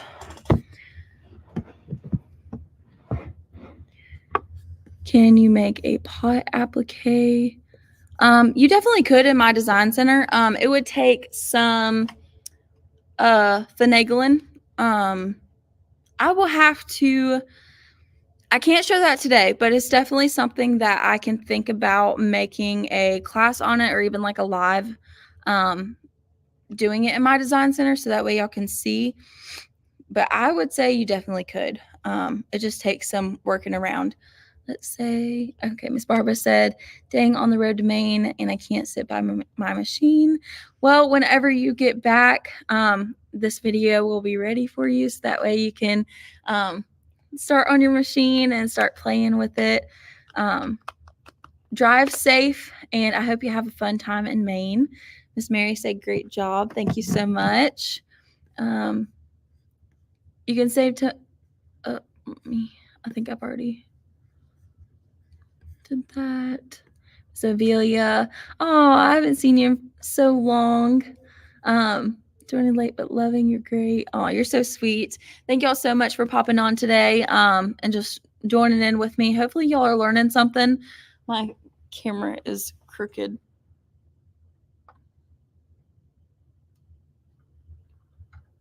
Okay. So if we don't have any questions about scanning in coloring book pages and turning them into stitches, then we can go into custom quilting. I am going to give just a minute or two to, wait for any questions that may pop up. Let me see if I missed any.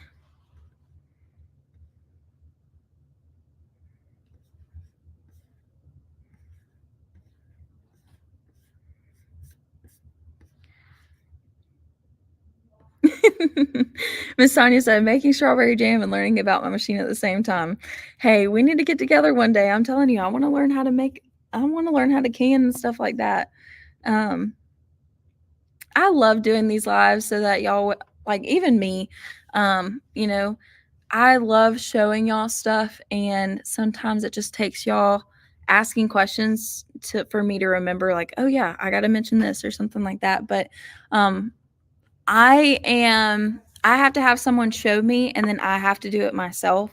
And so, like, I can be a visual person and learn, but I'm more of a hands-on person to learn. So I love YouTube videos and lives and stuff, because I'm more of that way. I got to see it happening, or either play with it first, and then if I'm messing up or I'm not getting something, I can rewatch. I can go, find something that's specific for that, so that way I can work it. Can you add applique stitch down line on coloring book picks.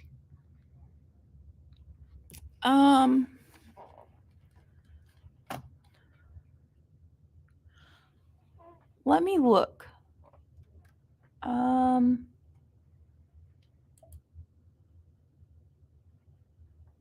I believe there is a way.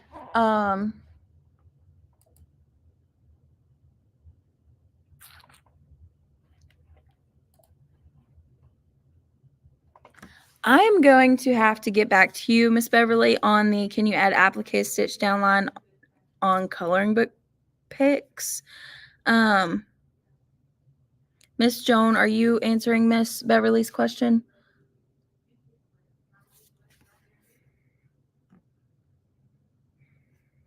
I believe there's a way to do it. I just right now my brain's coming at a standstill with where it's at. It's something I would have to play with and then find it and then be like, hey, there it is. Yes. Okay.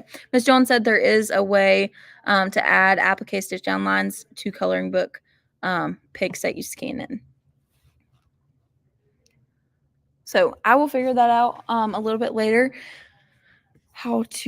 where that's at, because I know I've seen it before. It's just taking my brain a minute to remember where. But I'm going to go ahead and grab my English isn't coming to me. Grab my panel, and so that way y'all can see custom quilting and stuff like that. Give me just a second.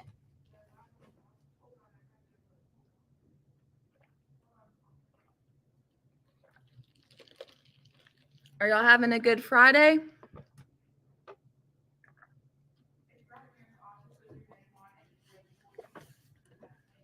Sorry, I had to get a sip of drink.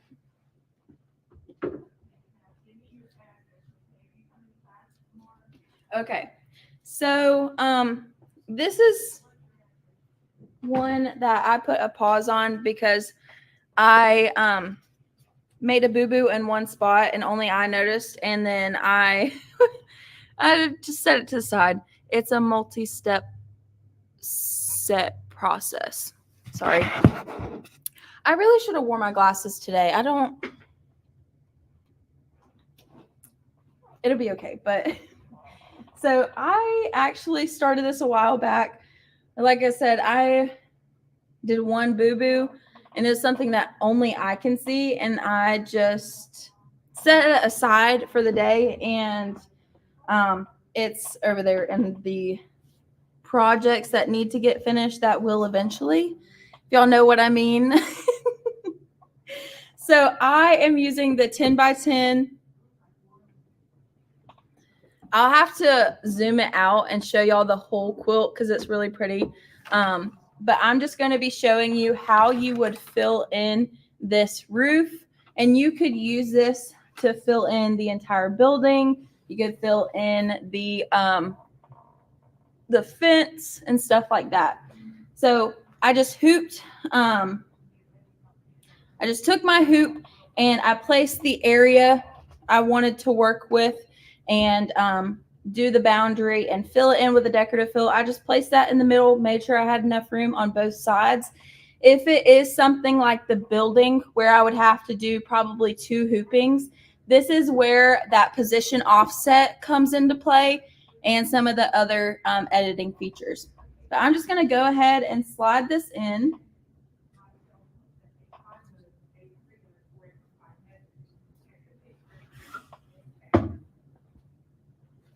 Just bear with me real quick. I am so sorry. I keep running into this when I back out my chair. Okay.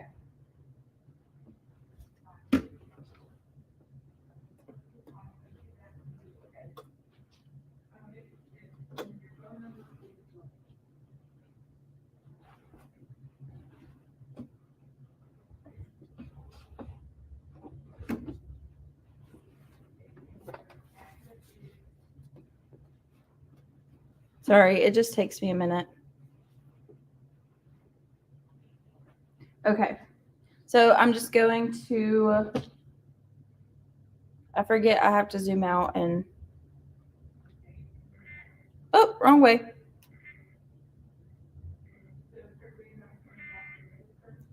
a little too far.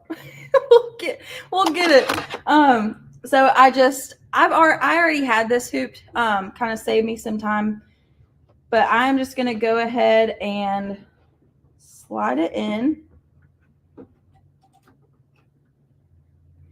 And then what I do is I kind of just roll up the sides right here. I actually hoop this sideways to make it a little bit easier on myself. Let me not bump into the camera again. Okay, so I have what I am stitching down on not selected, I'm so sorry. I have it hooped in the center of my hoop. What I'm going to do is I'm going to go back to my screen, and I don't think I can show. Hi, everybody. Here's the side of my face. I don't think I can show both at the same time because the lights from under here kind of make the screen not show that well. So what we're going to do is we're going to go to this little flower right here, and then we're going to hit image scan.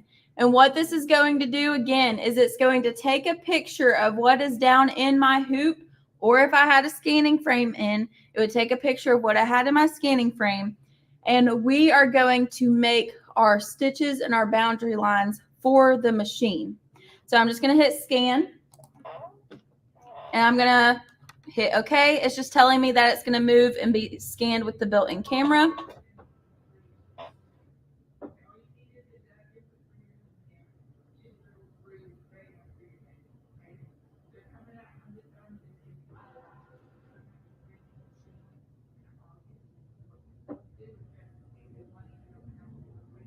How many of y'all have done custom quilting before, done something similar to this with maybe a different panel, or maybe it was something completely different and it wasn't even a panel, and you were able to do the custom quilting and the custom fills?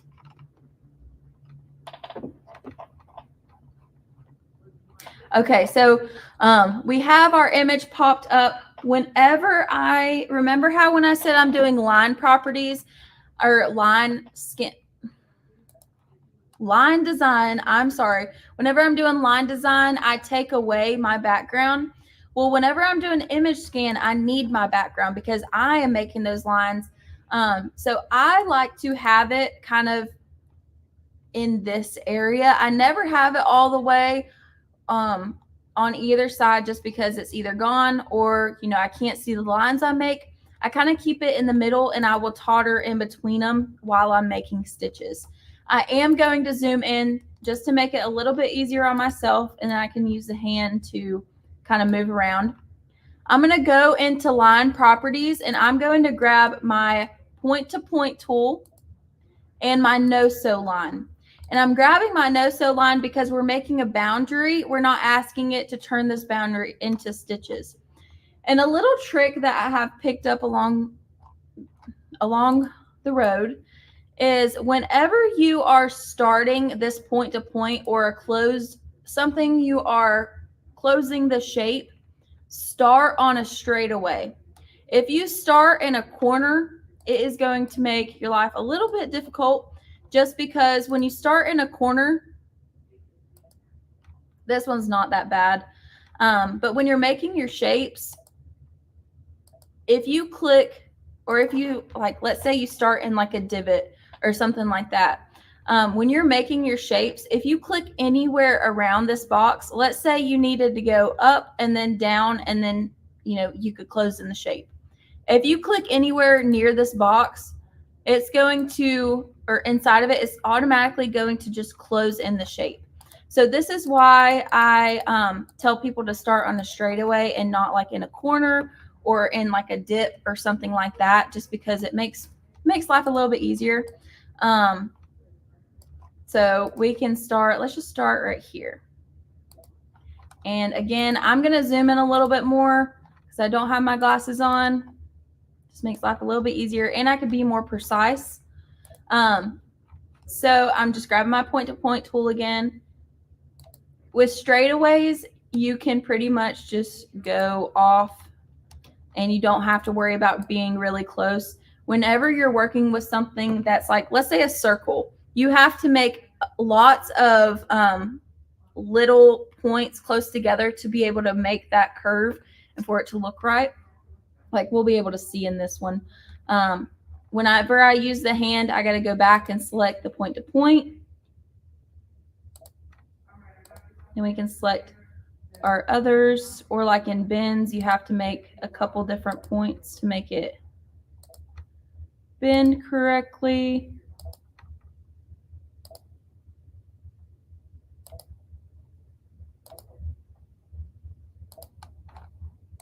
Use our hand, gonna move it, and then grab our point to point again.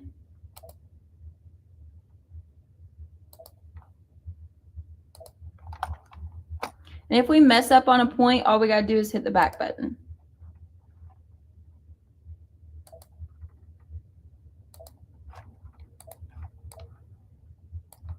Whenever we get to this leaf, I'm gonna show you a little trick. Trees are a little bit harder because you have the branches and stuff like that. So with this, I'm just going the outside shape of it, and I'm making little points so that way it's not. I'm going to zoom in further so y'all can see. You see these little divots right here? Or like, let me move. Like if I did my line to where it came inside here and then went out, my decorative stitch is probably not going to fit in here. So personally, if I got to this point, I would probably just drop it off and then go that way, because then it will, if I sized it down, it would go in this little crevice. But most of the time it doesn't. Just play around with it is really where you're going to get comfortable with it and find out what works for you. And, you know, things that work for me might not work for you. The ways I do stuff might be a little bit different than you do it. We each have our own things to make life a little bit easier on us. This isn't perfect, but just so y'all can see kind of the outline, what I'm working with.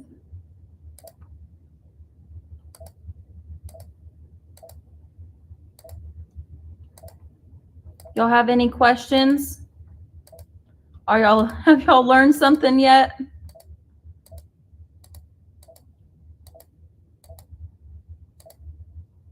Okay, I'm just making these little points. Probably just gonna go right here and then start doing this straight away again. Let me grab my hand and move. Now that I'm out of that those little divots with the leaves right there, I'm just gonna go back to 400.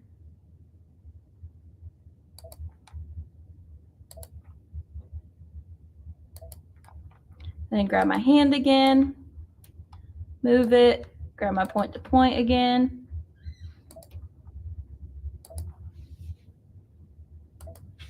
Now I would be more precise with my lines. Like see, I don't know if you can see it on, I did not mean to click that button, okay? I meant to click the zoom button. I'm going to zoom in a little bit. See where I just automatically click from back here to up here, and I have a little bit of a gap? Probably won't be able to notice it, but I should have grabbed point. I should have done points closer together so that way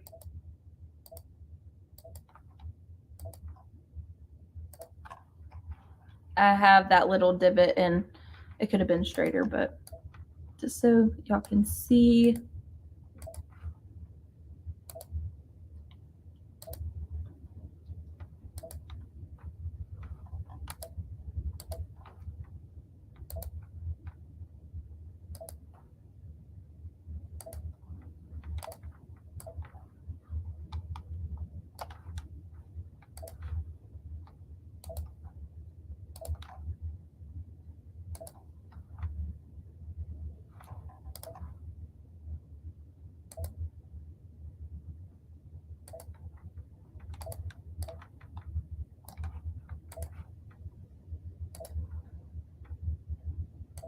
And you could do multiple things at one time when you're, okay, let's see if I can just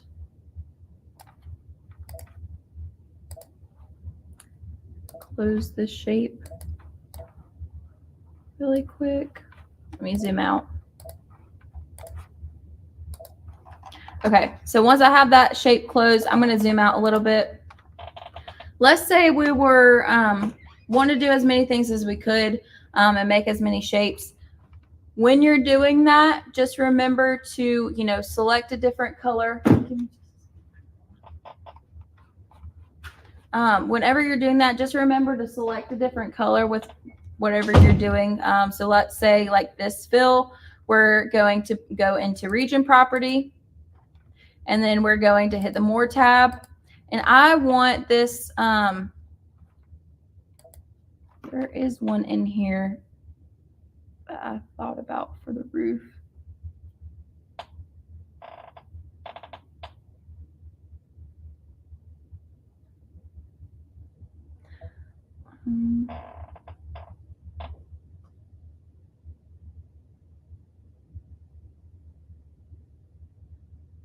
We'll do this one. So we're going to edit it to where it looks not like bricks. It kind of looks like shingles or something. So I'm going to go ahead and fill this in and see how it filled it in this way. I definitely do not want that. I want it to go this way. We're going to wait until we get to the next screen, and then we're going to edit that.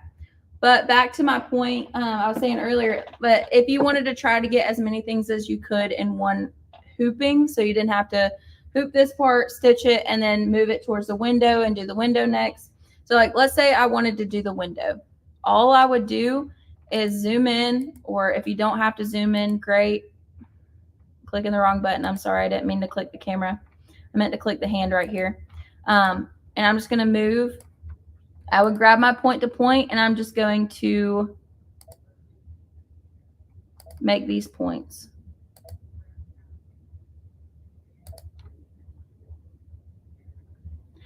And let me zoom in real quick because this is a good point. This is kind of the point I was trying to make earlier. This is why I don't really start in the corners. Let me focus it.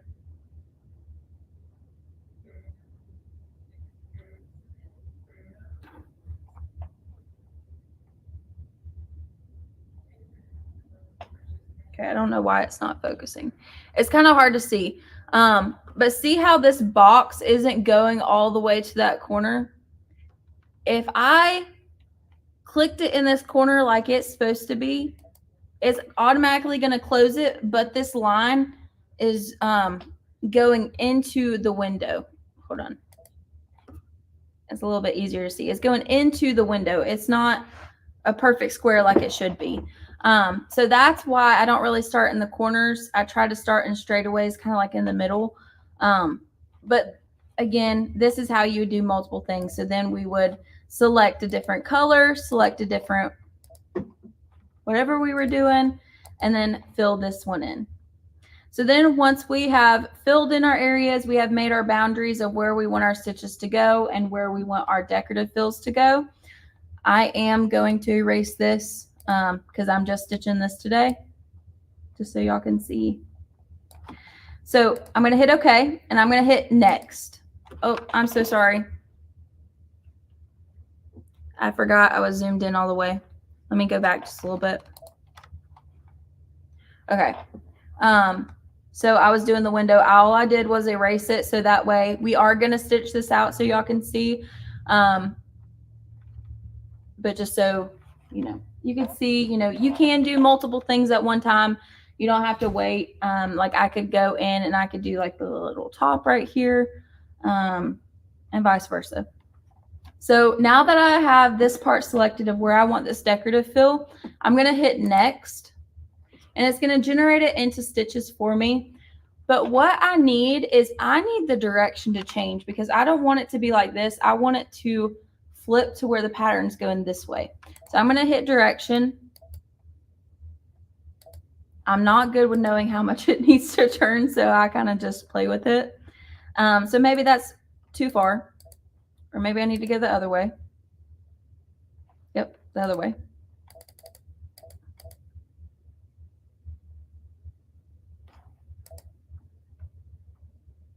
Okay, a little bit more.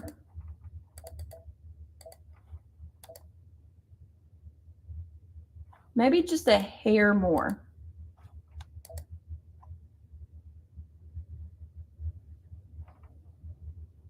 That looks a little bit better. So then what we could do is we could edit it. So let's say we want to size it down a little bit more.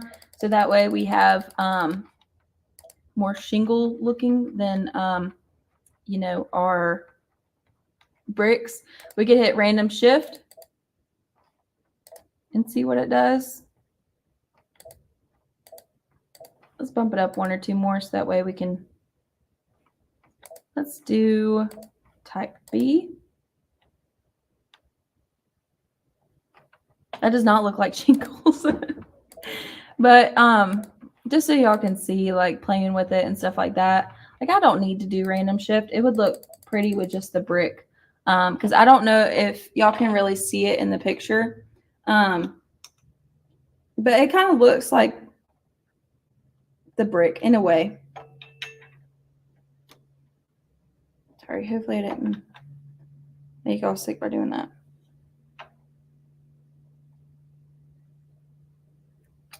Should have just left it where it was at. Okay, let me go over and up. Okay, so I'm just going to take random shift off, and I'm just going to do the regular.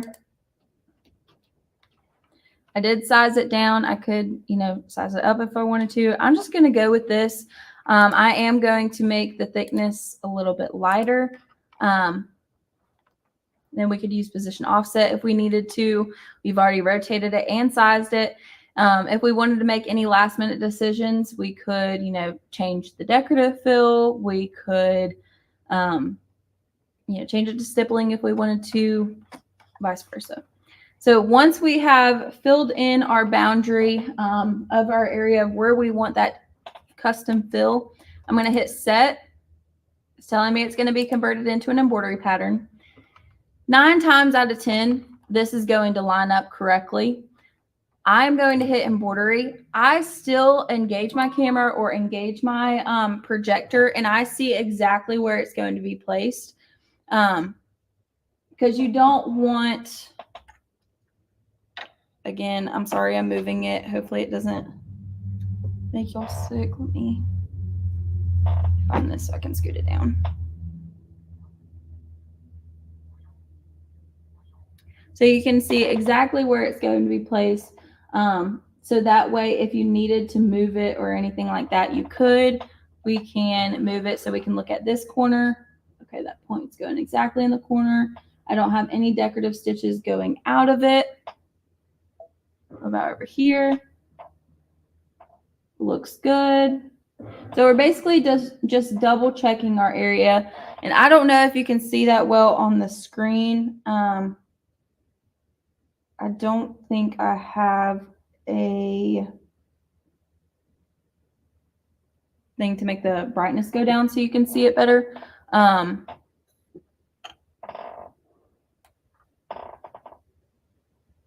It'll start making like a rainbow thing. I don't know what it is about the, like when I have a camera showing that feature, it makes like a rainbow thing. But I can see my decorative fill down in the fabric. If I was using the 10 needle, which I have before, I would just take a picture of it or use that live camera so that way I can see exactly where it's going to be placed. Again, let's just check this area, make sure none of our decorative fills are going to hit our leaves right here. Look in this corner. I am going to bump it down to, it was right on the money, and I didn't think about this. I could have changed the background color, so hopefully y'all could have seen.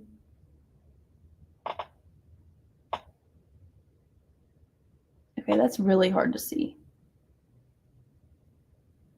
Let me change it to a gray. I'm sorry it's so hard to see on camera, but we will stitch it if y'all have time to sit here and watch it, so that way y'all can see, what happens and how to completely do it. Oh, wrong way. I'm sorry.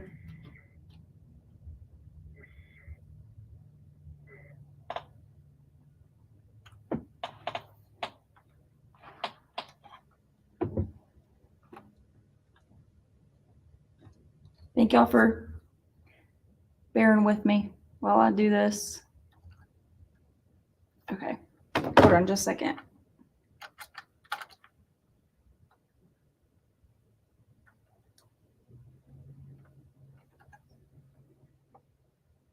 I'm trying to get it not tilted. Okay, let me zoom out. Zoom up. Thank y'all for being so patient with me. So we've already checked our area using our projector. We know it's going to be exactly where the spot where we need it to be. So I'm going to click OK. And now I'm ready to thread my machine and get started. So let me find.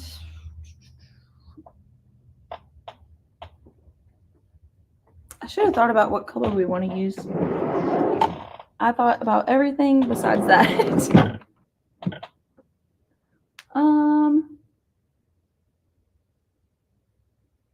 What about like a light blue or like a dark blue, or we could use a metallic? Y'all help me out. This will be our quilt.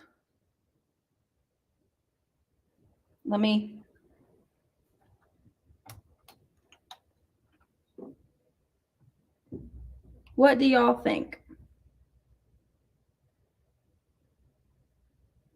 That light blue, darker blue, or we got this silver metallic?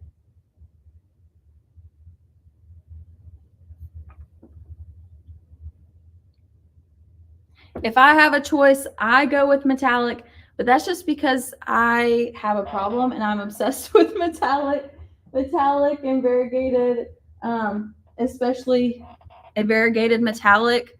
Ooh, I love it. Okay, so we're going to use the, okay, we have multiple answers. I'm going to go with the metallic, just because I do have a problem with metallic and I love it just so much. So I'm just threading up my machine.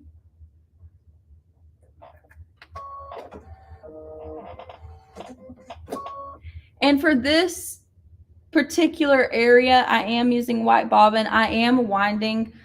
You can see it on the other corner. I don't have anything right here. I was winding a bobbin for the bottom part, but for this area, it's going to be different on the back. But I already threaded it. That is okay. It is extra ready. Okay, so we're on our embroidery screen, and now we're just going to, we've already threaded it. I'm just going to press the presser foot down and go.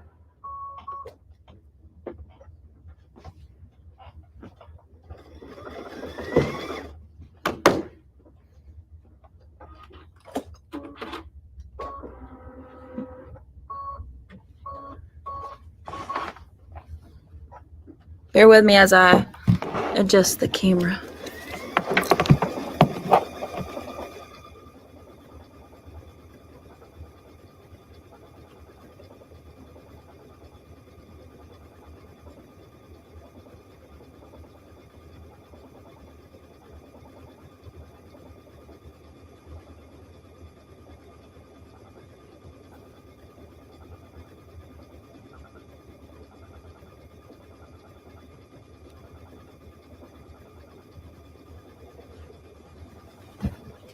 Okay. Oh, blue poly sparkle. I didn't even think about that. I did have a gold over here. I'd have had to run out there. Do y'all have any other questions? I really do hope y'all learned something today. I had so much fun. Again, I will have that handout soon ready. If you do have any questions about the like decorative fills or the design suites from Baby Lock, just give us a call and we can help you out. I think I found an answer out for, hold on, I can't. Once I see her name, I will remember. Hold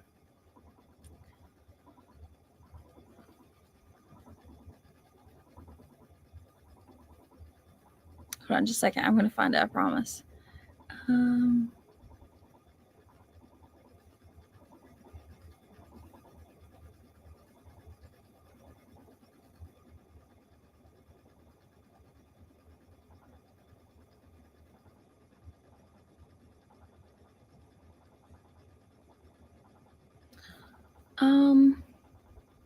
It was about the UK and getting the decorative fills there.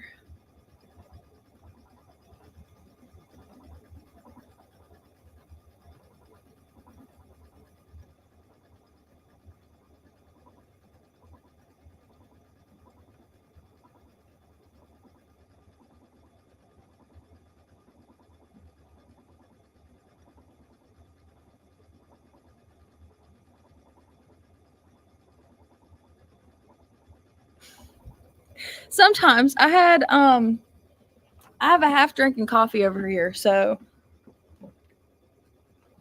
that and ADHD keeps me bouncing off the walls and going from subject to subject. And thank you so much for joining in. Hold on just a second. I am gonna find this. I don't know why it's not pulling up.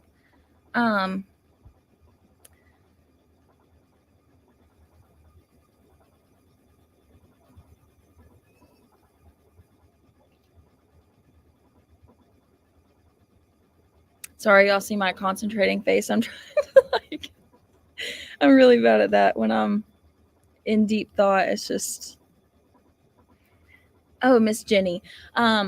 She asked if y'all could access the design suites from the UK.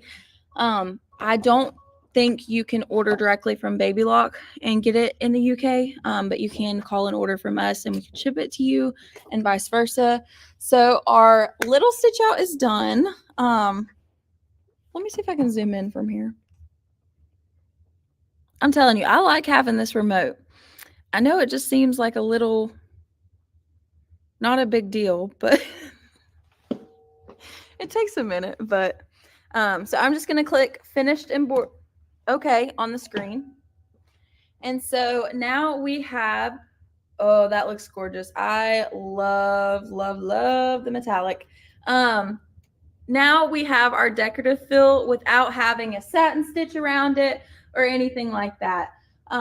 So the reason I use the no-sew line as a boundary and not the satin stitch is because with the satin stitch, again, it will pull in just a little bit. And so because it accounts for that satin stitch.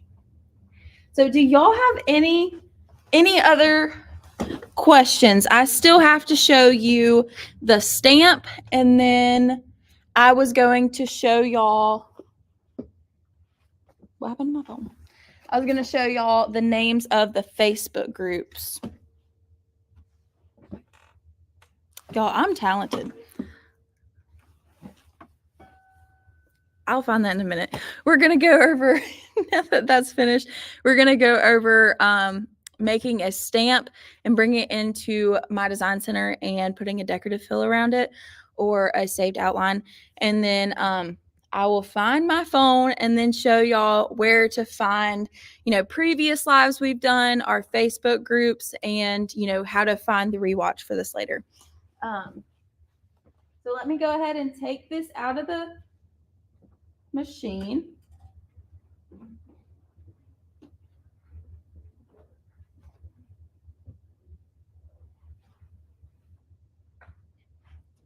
So y'all can kind of see, it looks gorgeous with that metallic. Oh, found it.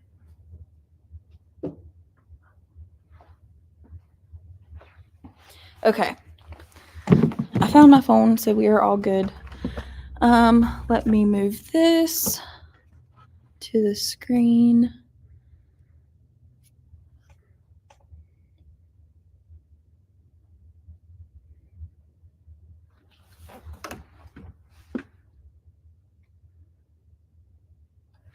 Only thing is when it moves it from left to right, it gets a little tilted. It's a little uneven.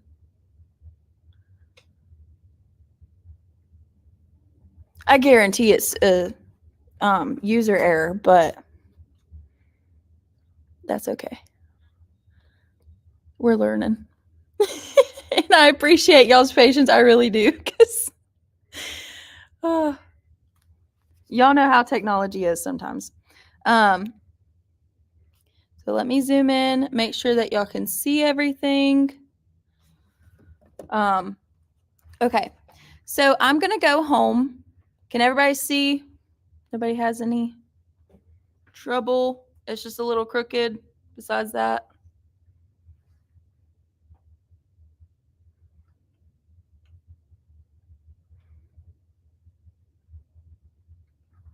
If y'all saw how this camera was right now, you'll be like, that's probably why it's crooked. Hold on. You can kind of see it right there.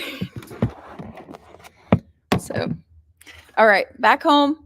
Now we're going to go to embroidery. Let's say we're just going to grab a built-in design for this one. Something a little bit on the smaller and maybe something like this. Let me scoot it up.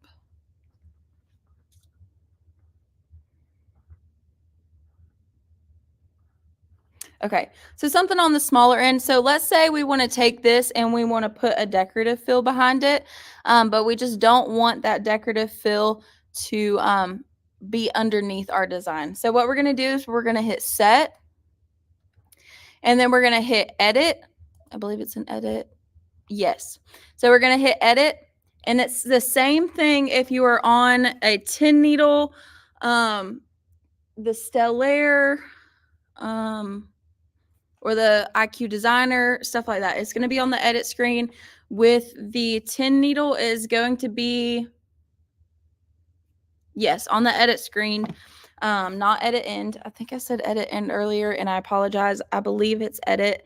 I have my little cheat sheet right here. I could tell you for sure. That is not for the embroidery screen. Never mind. Pretty sure it's on the edit screen. I can double and triple make sure, just so y'all know. We just pull up our design, we go to edit, and then we are going to see our little flower right here.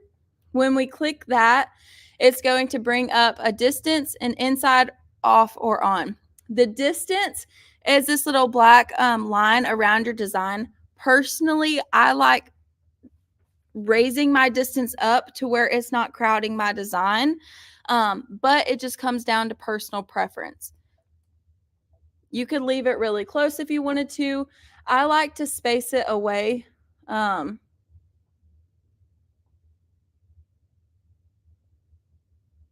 like right here. And we're not doing the inside, we're doing the outside. If you're doing the inside, it does it a little bit different. So that's why you just select it first, what you're doing. I'm going to distance it away again.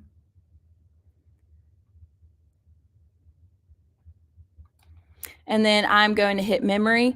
It is very important if you are bringing in a design that you have sized, rotated, edited at all, changed the colors in Color Visualizer.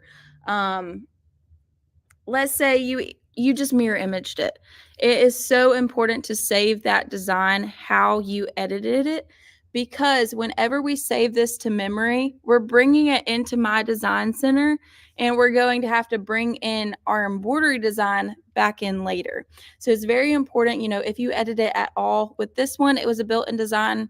We just brought it in. We didn't size it at all. So we wouldn't have to worry with this. But if it was something that we brought in from a USB, let's say we sized it a little bit, we rotated it, maybe we put it in a specific position, I would want to save that to memory. I am going to save this to memory. This is saving my outline. It's not saving my embroidery design. So it tells me where to recall it. I'm going to press OK. So this is the embroidery design. So if on the multi-needle machine, it is on the edit screen. Okay. It is on the edit screen in the multi-needle. So whenever you have this design, we didn't edit it at all, so we don't have to worry about saving it. If I sized, even if I moved, rotated, mirror imaged, changed the colors a little bit, I would hit memory and save it to my machine, a flash drive, whatever, just so I could pull it back later. Again, with this, I don't have to worry about it. We didn't edit it, so I'm going to go top right. I'm going to go home. I know y'all can't see that. I'm just going home. Hit OK. I'm going to go to My Design Center or IQ. I am going to go to my shapes right here. I like to pull up a hoop size first. So I go to my hoop tab right here, and then let's say I'm working with the 10 by 10. I'll pull that up and I'll press OK. And then I have my frame or my border. So now I'm going to go back into shapes, and then I'm going to click my little flower, which is my saved outlines, or I call it a stamp. And there is our saved outline for our flower. So then it's going to bring in that outline shape, and we could come in and we could bring in a decorative fill. I'm just going to select a random one. I say random, but then I put too much thought into it. Okay, we'll just do this one. And then we're going to hit OK. And then I'm going to fill in that background, but I'm not going to put it outside of the hoop.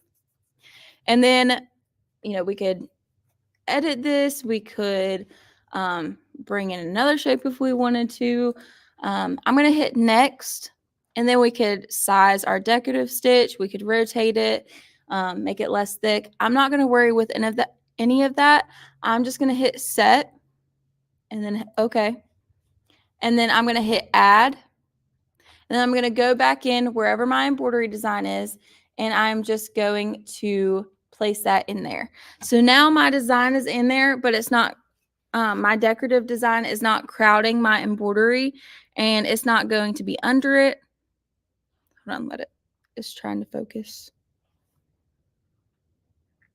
Being zoomed in too far. It's a problem. But it's not going to be crowding my embroidery design or be under it. So that's the importance of, if you size it or edit it at all, just make sure you save it. I'd rather have that saved than have to start over and redo it. So that is a saved outline or a stamp. And that is pretty much all I have to cover over My Design Center. I am sure I honestly don't think I missed a button, but just showing you what you could do. I probably missed something. I mean, there's so much that you can do with shapes alone. I could bring in this flower, and then I could bring in another shape with a circle, and then I could size this circle to be able to fit in the middle. Like, there's so much that you can do. And that's why, like, we can put this in the middle. There's just so much that you can create and play with, and we could add our name. Again, I'm not the best drawer.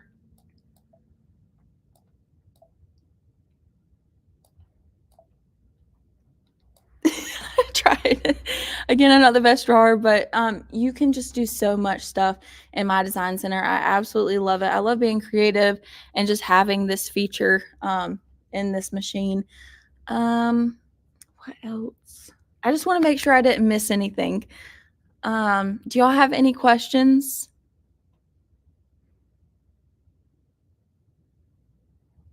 I really don't think I missed anything, but I just want to make sure I show y'all everything. So there's so much that you can do. Again, if you weren't in here for the little homework I gave everybody, I'm going to clear this out. So if you've never worked with My Design Center before, or maybe you just want to feel more comfortable, my little homework for y'all, or y'all don't have to do it, but it'll help y'all feel more comfortable with it and just get the feel for it a little bit better. Go to shapes, bring in a hoop size and a shape. And then even if you're just sewing on a regular piece of cutaway, it can be any shape. You can bring in multiple shapes and then grab a decorative fill and fill it in. You're just getting the feel for, working with my design center and creating, and because it can be intimidating with all the buttons, what you can do. And even if you just draw your name and hit, I'm at the bottom right hand of the screen, it says next. I know y'all can't see. Even if you hit next and set and didn't edit this at all, you just brought in a shape, put in a decorative fill. As you do it more and more, you're going to get more comfortable with it, and things are just going to, become to where it's just second nature. Okay, this is where I find my shapes. This is how I size it. As you play with it more, you just get more comfortable with it, and I feel like it's just easier to learn when you do that. So my little homework for y'all is just bring in a shape, and even if you hoop a piece of cutaway, just get the feel for it and feel more comfortable with it. But thank y'all so much for joining me today. I really hope y'all learned something, or at least enjoyed it. Again, I will have this coming out soon. I am going to show y'all where you can find our Facebook pages. If you have anybody wants any of these or wants to see the different design suites that they have, again, they have 7 different ones. They are gorgeous, and they're gorgeous when they stitch out. You're welcome to give us a call, or you can, message us, and we can find out for you, send you over more information of the different, packs that they have and stuff like that. So when you're on Facebook, let me see. You can go to the search bar and type in, this is the first one. It's called Ruthie's Notions Creations. This is a group where we just post, projects that we've done, questions that we have, or even, sometimes I will randomly do lives in there. I don't really have a set schedule for things that happen in here, but, you can answer questions, ask questions, post projects that you've done, or anything like that. And I love this group. I love the community. And we just have so many people in there. And it's a great group of people. We're all, even if you've never been to Ruthie's before, you are considered family. If you've walked in the door one time, you're considered family. We love all of y'all, and we just love this little community, especially when y'all are all in here. And I love getting to do the virtuals because I feel like it's still a part of the community in a different way, just getting together and learning more about our machines and stuff like that. So that's the first group. And then the second group we have is the multi-stitching with Ruthie's Notions. This is if you have a 10 needle. This one, I don't post anything to do with luminaires or stellaires or sergers or anything like that. It's just made for, people with the 10 needles. I have a hat video I did in here. I try to post in this group and in the other one when we have updates or anything like that. There is Mimi's little Bitmoji. I love it. But there's just so much, information. Also, in Ruthie's Notions Creations, if you look down here, it's blurry for some reason. If you look down here and scroll, you can see files. I have files for ScanNCut, Canvas Workspace, Rhinestone, and that's probably where I will add the files for my design center as well, and any other things that I have. So those 2 groups are awesome. If you didn't see them, I'm going to post what they are. It's Ruthie's Notions Creations, and again, that is not like specifically made for one machine. I know there's tons of groups out there for the Luminaire. There's tons of groups out there for, ScanNCut, 10 needle. Not as many for the 10 needle. I just wanted, Ruthie's Notions Creations group. It's kind of like just Ruthie's Notions group of our customers, and y'all can ask questions. Even if you haven't came to our store before, you are welcome in that group. It is just a big community of people who just want to help you and to learn more, bounce ideas off of each other, and just a community to help each other. So that's the Ruthie's Notions Creations, kind of just a broad, we've done Brilliance classes in there before and just several different ones. No specific machine or anything like that, just broad. And then the multi-stitching with Ruthie's Notions is for the multi-needles, the 6 needles, the 1 needle. I posted that first one, and then here is the second one.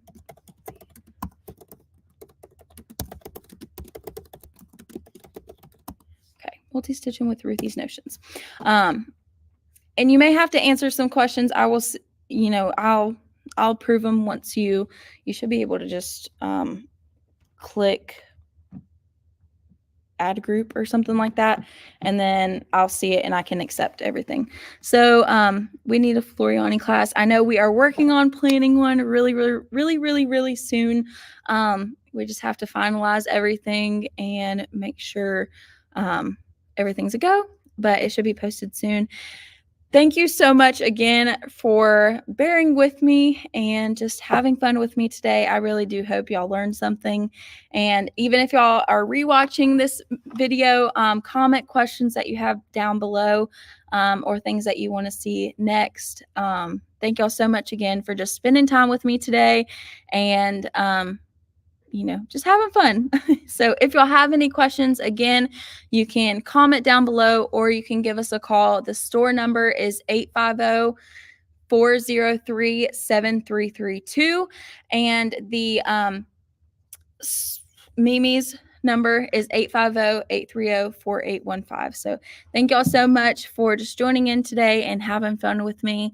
And hopefully I will see y'all in the next one. I am not going to stay on here after I end it. I'm just going to kind of watch the comments on my phone so that way I can answer y'all that way. I hope y'all have a blessed day. And again, thank y'all so much. I hope y'all learned something. Bye.